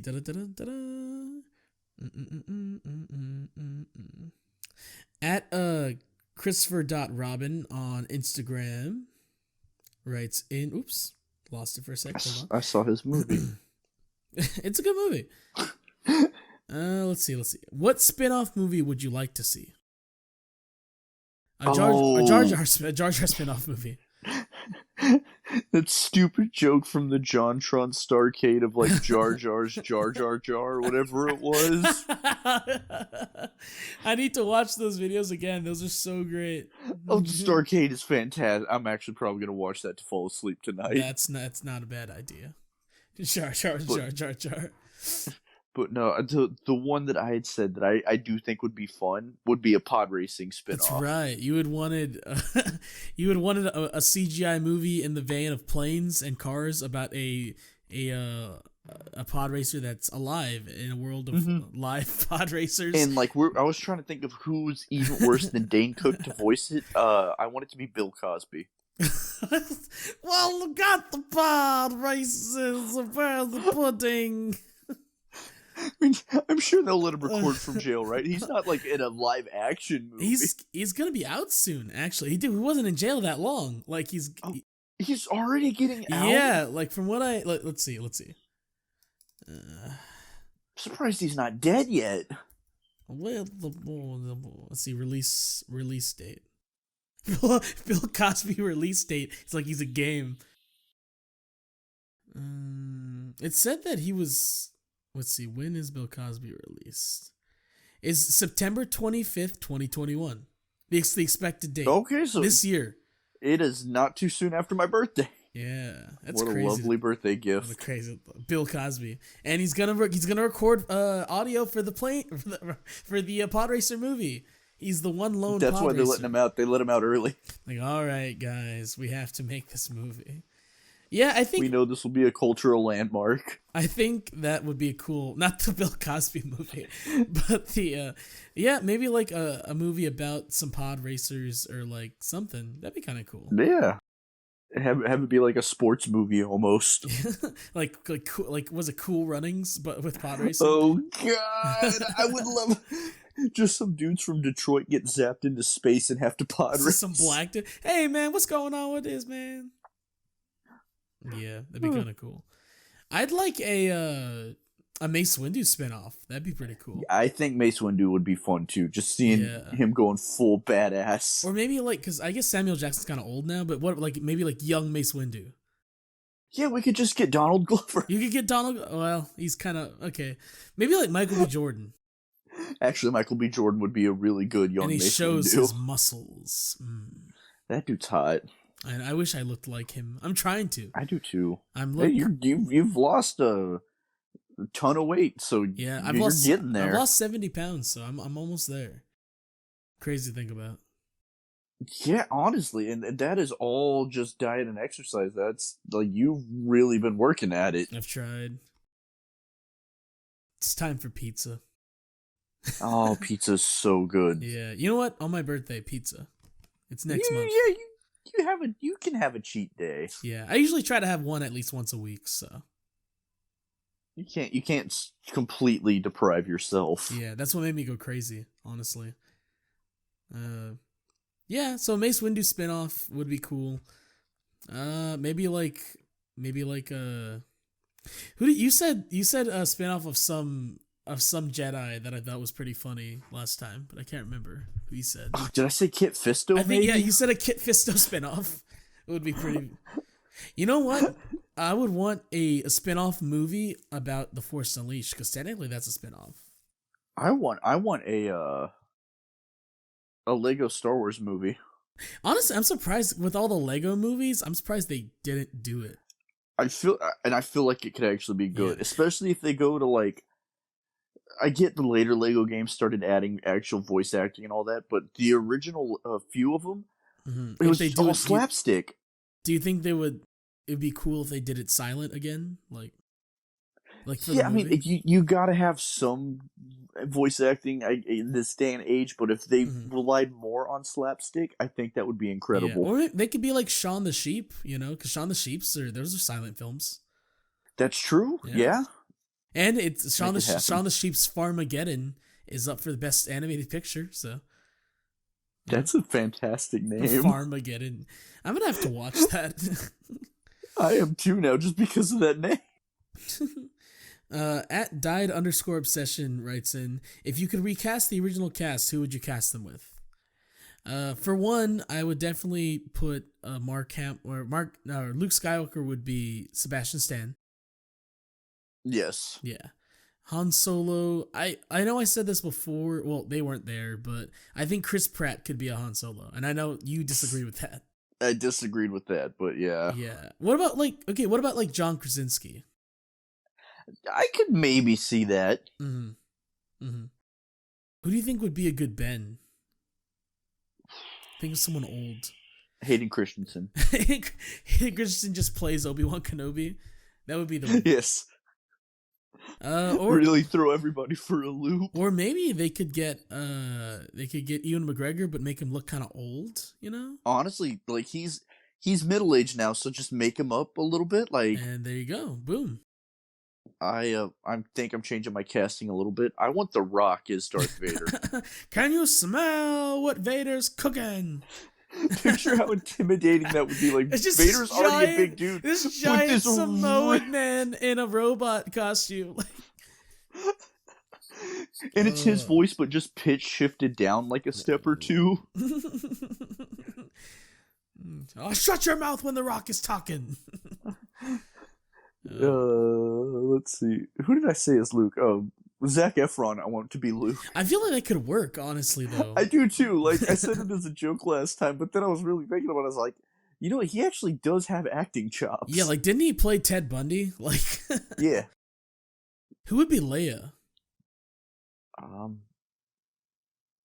What's the gamer girl, the one that released the gamer girl P? Belle Delphine? yeah, she's Leia. I was gonna say like Mila Kunis or something, but no, yeah, I could see that. Okay, we'll go with that. That's our definitive casting. New Star Wars, yep. And then Kevin Hart as R2D2. Man, C-3PO, what are you doing? What's the guy? The one with his eyes are real big. Rami Malek is. Oh, Rami Malek, yeah. Yeah, he's Admiral Akbar. He's like, it's a trap. Don't worry, everyone, it's a trap. He's just painted orange. There's no like CGI or anything. He's just got the fucking bug eyes. Or him as C-3PO. R2, what are you doing there, R2? Get out of there, R2. But yeah, that's the new Star Wars, brought to you by us. Brought to you by Derek and Colton. Let's see. _cast99_ on Instagram writes in, are you excited for the new Obi-Wan Kenobi series? 100%. 100%, yes. I am gonna resubscribe to. I'm not even resubscribe. I've never subscribed to it, but I'm gonna get Disney Plus just to watch that. Watch The Mandalorian first too. I watched season 1 with Jacob. I haven't watched season 2 though. I don't know. I was gonna get really angry at you for a second for no reason. I have no idea. Like because I don't subscribe to the corporate overlords, man. Because you don't watch Falcon and the Winter Soldier or WandaVision or Mandalorian. I watched season 1. Watch season 2. It's just as good. Okay. I keep thinking that they're doing that Star Wars The Bad Batch. Yes. Every time I see it, I read Star Wars The Bad Bitch. Like, no, I want it to be like full on like a Vietnam movie just in the Star Wars universe. Ooh. That could work. If they don't play Fortunate Son, I'm gonna be mad.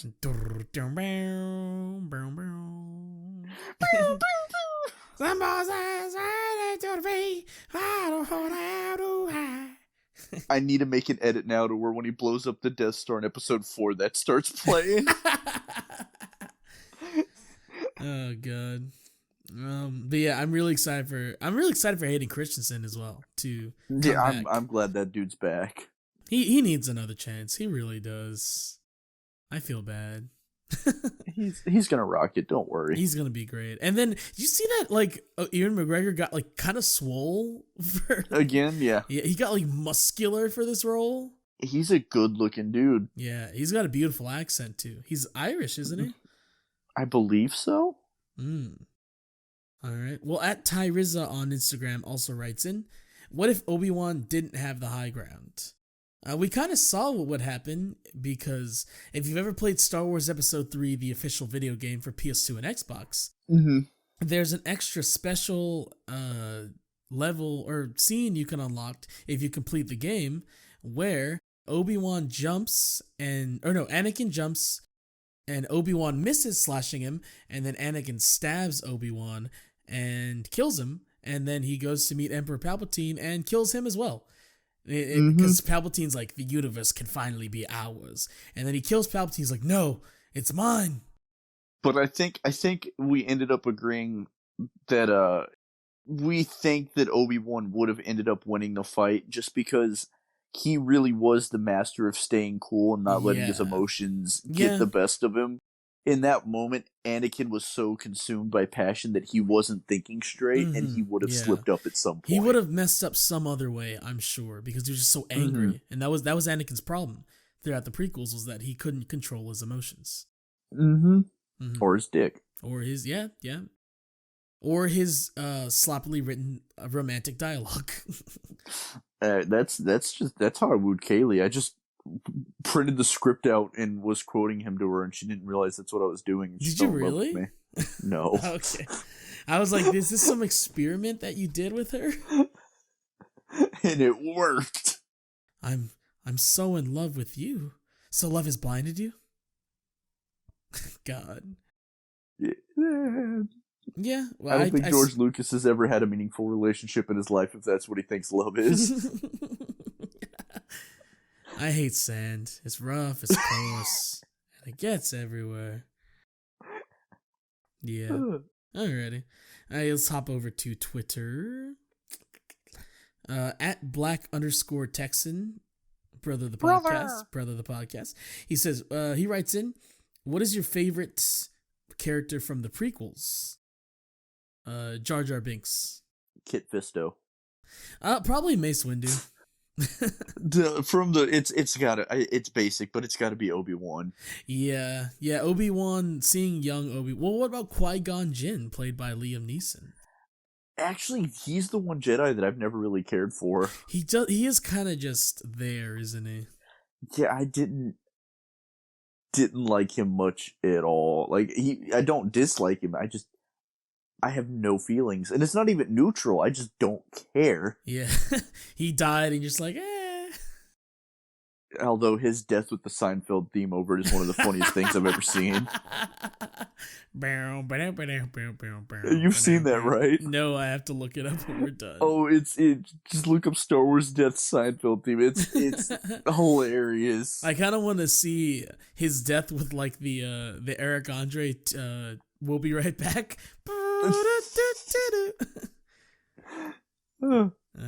For some reason, I just pictured him getting stabbed, and then it's time to deliver a pizza ball. Time to deliver a pizza ball. I love Eric Andre. It's so weird. Did you hear what happened to him recently? Apparently, he got like racially profiled at an airport. It's like a big deal. That is, I mean, how do people not? I guess his brand of comedy isn't for everybody, but I feel like he's a household name. Yeah, he should get recognized just as a celebrity. He got like racially profiled. It's crazy. Poor dude. Yeah, it sucks. There's a lot of problems in the world. We try not to get too much into it unless it's like unavoidable, because we try to be like kind of just like a distraction from all the badness in the world. Yeah, we do this to get away from that. But so yeah, my favorite character from the prequels is Mace Windu. And I gotta go Obi-Wan. Okay. Who's your favorite character from Force Awakens? He also asked that. Probably Finn, or Finn at least in Force Awakens. Finn or BB-8. Yeah, he has Force Awakens, yeah. So, yeah, Finn, BB-8's pretty great. Have you ever seen, like, BB-8 with, like, the subtitles on? Like, they have a thing of, like, what he's saying. I don't think I have. It's, like, really adorable. Like, he's like, I'm scared, I'm coming with you, like, when he sees Rey. And it's like, oh, I love him. Yeah, like, because actually, like, I did not like Kylo in Episode 7. He is the only good part of the later movies. But Episode 7, he was just kind of like, meh. So you have Finn. More. I love the memes. Yeah, they are pretty. Yeah. What about Ben Swallow when he's shirtless, you know? The dude's, strangely, it's attractive, but his body is not symmetrical.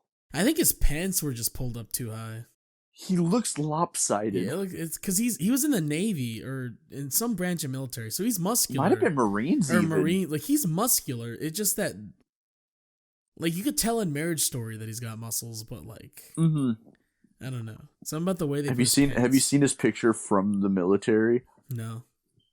He is nowhere near as attractive. The dude's got ears as big as airplanes. Oh, is it because his hair was shaved and stuff? Like, yeah, Dumbo looking ass.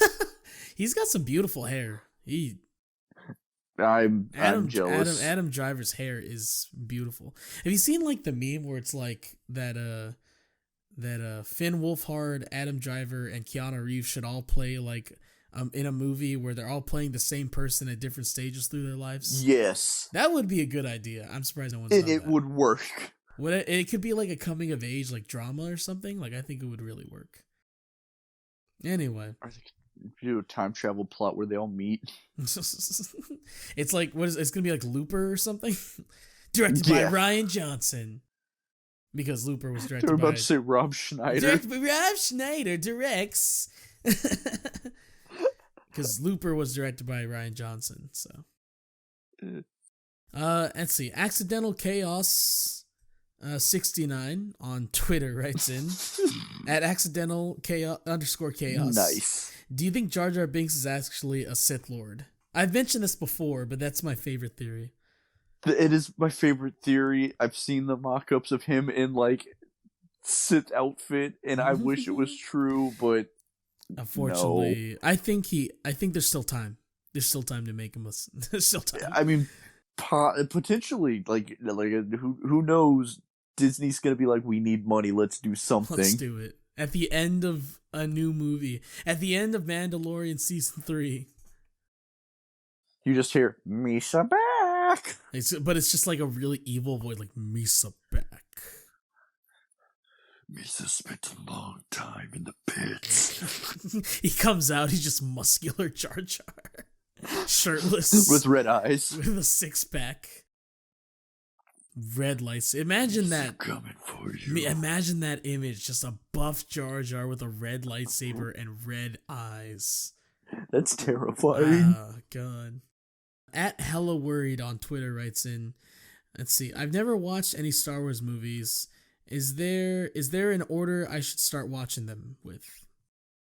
I think we disagreed on this. Yeah. I had said start with episode 1 and just watch it in order, like canonical order. But you said actually watch them in release order. Yeah, I'd watch. I think if I have children, I'd want to show them that way as well. 4, 5, 6, 1, 2, 3, 7, 8, 9. And I think there's arguments for both. There's definitely merits to both, I would say. The way I said, you get the story at the beginning through, but it is kind of cool to see, like, this is where it started, this is what happened after, and that type of... Yeah. So if you want to listen to me, which you should, you would pick 4, 5, 6, 1, 2, 3, 7, 8, 9. What I ended up settling on though was watching the cut of the prequels where it is it's they all mesh one them all movie, together right? into it's about 2.5 hours. I think it's a little longer than like a standard movie, but you get all the good parts of them. They cut out all the stupid bullshit, and so you get the story that way, and then you could jump right into the original trilogy. Yeah. No, here's what you do. You watch Solo, you watch the Star Wars Holiday Special, you watch The Mandalorian Season 2 only, you watch Episode 7, you watch Rogue One. Let's do Fibonacci sequence. We'll follow that, and that'll be how you watch it. I don't even know what's the Fibonacci sequence, like how that works. I don't even remember it anymore either. It's like 1, 3, 5, 9... what would be after that? Let's see. I'm gonna look up the Fibonacci sequence. Yeah. Fibonacci sequence. So it goes. Let's see. 1, 2, 3, 5, 8.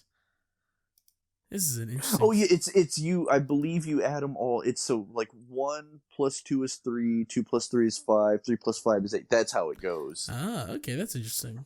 Yeah, that's the pattern. Yeah, 1 + 1 is 2. 1 + 2 is 3. 2 + 3. Yeah, you add the last number plus the number that you just got. Mm-hmm. Yeah. That's interesting. So yeah, watch it in that order. So it would be you would watch 1 twice. And then you would watch 2, then 3, then 5, then 8. You just skip all these movies. Yeah, it's a good But make sure that you watch episode 1 twice. You have to. Yes, that is important. You're gonna pick up details that you missed the first time. Wow. Maybe Jar Jar isn't racist. Maybe it was part of the original vision. She also asks, what's your opinion on Baby Yoda? I know a lot of people don't... we had this interesting discussion last time. I know we keep saying that, but I find him very adorable. And no, he's a cute little dude. I think you're annoyed by the cringe culture associated with it. Yeah, the nuggies. The chicken... When they got chicken nuggies and it's a picture of Baby Yoda smiling... Yeah. Although when you like my ex-girlfriend was very like ooh woo, like I'm baby. So I mean when you date someone who's like that, you kind of grow to love it just a little bit.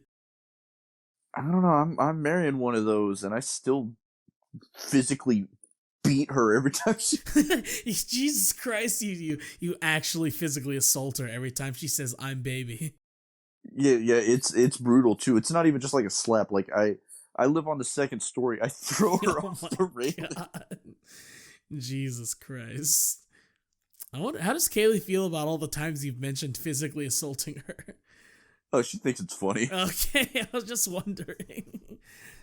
No, I have never physically assaulted my wonderful fiance. We have to say that just so people understand that we're just kidding. You know. Yeah, I'm trying to. I think one time I did accidentally elbow her in the head, and I felt so guilty. You're like, babe, I'm so sorry. I felt like the lowest scum on earth. I was like, I can't believe I did that. She's just like not even hurt at all. It's like, babe, you didn't even. Yeah, she was making fun of me for feeling so bad about it. That's funny. Although there is like one meme where it's like Baby Yoda kind of like sleeping-ish kind of, and it's like, oh, Grogu. I know people are going to say Grogu, but yes. And it's like when you ask your boyfriend to drive you to the gas station to get slushies, but you stay in the car because it's chilly willy outside.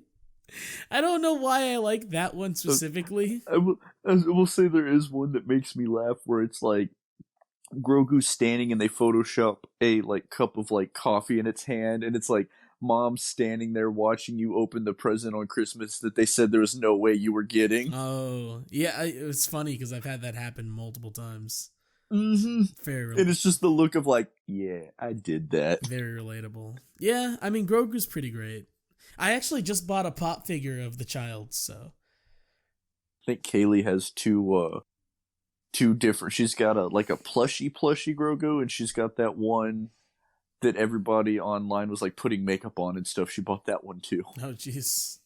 Actually, no, she didn't buy either of them. They were both gifts. Didn't they have one at Build-A-Bear? Yeah, never got to go pick that one up, sadly. Let's see. Jock552X on Twitter writes in, why are there only 3 good Star Wars movies? I would disagree with you and say that there is not. I would say that let's see. The original trilogy, episode 3, so that's 4, and then Force Awakens, that's 5. I haven't seen Rogue One, but Rogue One is really we'll good. put that on, so that's 6. Although I don't think you would count Force Awakens, would you? I would not, but this is your list, so. Yeah. What would you count? Episode 1 again. Episode 1, yeah. I mean, you can just watch that movie. So that's at least like 17 viewings of that. So that's like 17 good Star Wars movies. Only if you watch it 17 times. Yeah. And it could be good even past that, but that's when I start getting a little burnt out on it, and I have to wait about a year. And that's consecutively. It's because it's so good that you can't take how good it's on repeat. You sit there for how many hours that I don't know how many hours that is. They're like 3-hour movies. Yeah, so that's on repeat, and you stay awake and watch that entire thing, and you do that yearly. Oh my god. Once a year. Once a year. But no, I would agree with that. Let's see, 3, 4, 5, 6. 4, I'd say 5 good movies and a couple others that were okay. Okay. Oh, also, I forgot an Instagram question. At Dakota Shaddix on Instagram writes in, why is Jar Jar hot AF? Because he's voiced by a black man. Yeah, because Misa want that dick. I keep doing the like Yoda, but in Jar Jar's voice. It's there. I'm sure there's Yoda Jar Jar fan fiction somewhere. And then Yoda gripped Jar Jar tightly and said, from across the room, because he was just using the Force. "Sex with you, I will have." And then, and then Jar by force, maybe. Oh, by force. Exactly. See, it was a good point. And then Jar Jar whispers seductively in his ear, "Misa want you so bad. Misa can't okay, let's stop cut this off now. This has gone far enough. Misa been a bad boy." I'm gonna yank my headphones off. punish you, I must. Misa been Stop. a bad Misa. Stop. I'm gonna end it right here. Because it's The next question. Oh, Misa gotta come.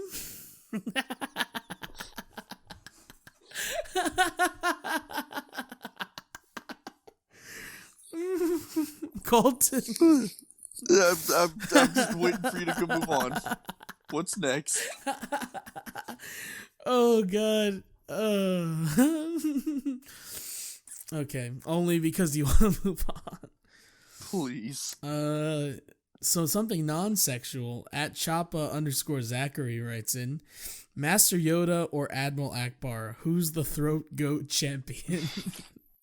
Admiral Akbar, he's got a bigger mouth. Yoda, though, Yoda can do it by the Force. Oh, that's right. We just figured out that Yoda would be a freak. Like, you'd be in a restaurant together, and just from across the table, he'd look you in the eye and start like. You would just come. You would just come. Yeah, it'd be horrible. It'd be great. It'd be amazing. Tickle your balls, I must. Dummy thick that penis is. So okay, I guess I retract my statement. Yoda is throat goat. Misa need to get spanked. Stop. Yusa daddy. This podcast. Are there any more questions? I think that was it. Okay. But yeah. Well, now that I'm thoroughly disturbed. Is that not how all of our podcasts end? I think that might be the most disturbing thing that's happened on this podcast so far. What about that time? Actually, yeah, probably. I feel like we've talked about 9/11 as well. Probably. So that's saying something. Yeah. Alrighty. Well, the next episode will be the Star Wars prequels, and we're wanting to get our friend Jacob on for that. Yeah, hopefully he wanted to do today, but he just got his second dose of the vaccine and was feeling a bit under the weather. Yeah, so he's unfortunately transforming into a gay communist because of the shot. So yeah, I'm hoping I have a shot with him now. We're hoping for the transformation to be quick so we can get him on. Although his voice might sound a little different than you're used to. A little more a gay Russian. I'm trying to think what that would sound like. Yeah, I'm done. I don't even know. I will crush you, big boy. It would sound like, Misa need to be punished. Alright, so you can follow Derek and Hugger Derek on... Misa can barely fit this in Misa mouth. You so thick. Anyway, thanks for listening. Thanks for listening to the podcast, guys. You know, I actually think this turned out better than the first one. Yeah, I think we had some fun. That DMX stuff was pretty funny. Yeah, some good bits. If you want to follow me on socials, you can follow me at Hugger Derek on Twitter and Instagram. Send me some questions, stuff like that. Make sure to stream on Spotify, Apple Podcasts, YouTube, whatever your preferred platform is. If you're on Apple Podcasts, make sure to write us a review and like. That usually helps the algorithm a little bit. And make sure to follow on Spotify. Make sure to like and share on YouTube. Make sure to share this podcast with your friends. We work very hard on it. Strap your grandparents down. Make them listen to the podcast. We invest a lot of time, really especially do. Derek. Yeah. It takes a while. Derek invests a lot of time. I try to make the audio very clean because I'm a bit OCD when it comes to editing. It's kind of. It makes a good product though. Yeah, I try to make it as clean as I can. And just hearing how far it's come from the first few episodes to like the latest ones, something. It really is. And if you want to follow Colton on anything, just find out where he works and just talk to him, I guess. Yeah, talk to me in person and I'll give you the sacred scrolls. Colton, just let people follow you on Twitter. Nah. No, I'll say my old Twitter name. I was real proud. I could say it now because I changed it. Mm-hmm. I was Stone Cold Steve Autism for a long time. That was a really good one. Now you're okay. I won't say it. I think then I was a block of rice, and I don't know why I was a block of rice. But yeah, now I'm something else, and I'm sure I'll tell everybody when I change it again. I'll tell them the one I have now. Yeah. Uh, But yeah, so Colton is gonna make a YouTube channel and start making videos, right, Colton? yeah. She's Yeah, it's just gonna be me staring at a camera and eating Cheerios with my mouth open, and they just keep spilling out. Though, and that's gonna be every video. Wasn't there that Asian girl who used to make videos of her just staring at the camera? I'm sure. Yeah, you'll beat their meat, I'm sure. Alrighty. Well, thanks for listening. Do my everybody. best. Thanks for listening, everybody, to this podcast. Hope you enjoyed it. Hope you had some fun. And like I was saying, Hope you have a wonderful life. hope you have a wonderful Misa. Misa, go. Misa, want to kiss your sweet lips.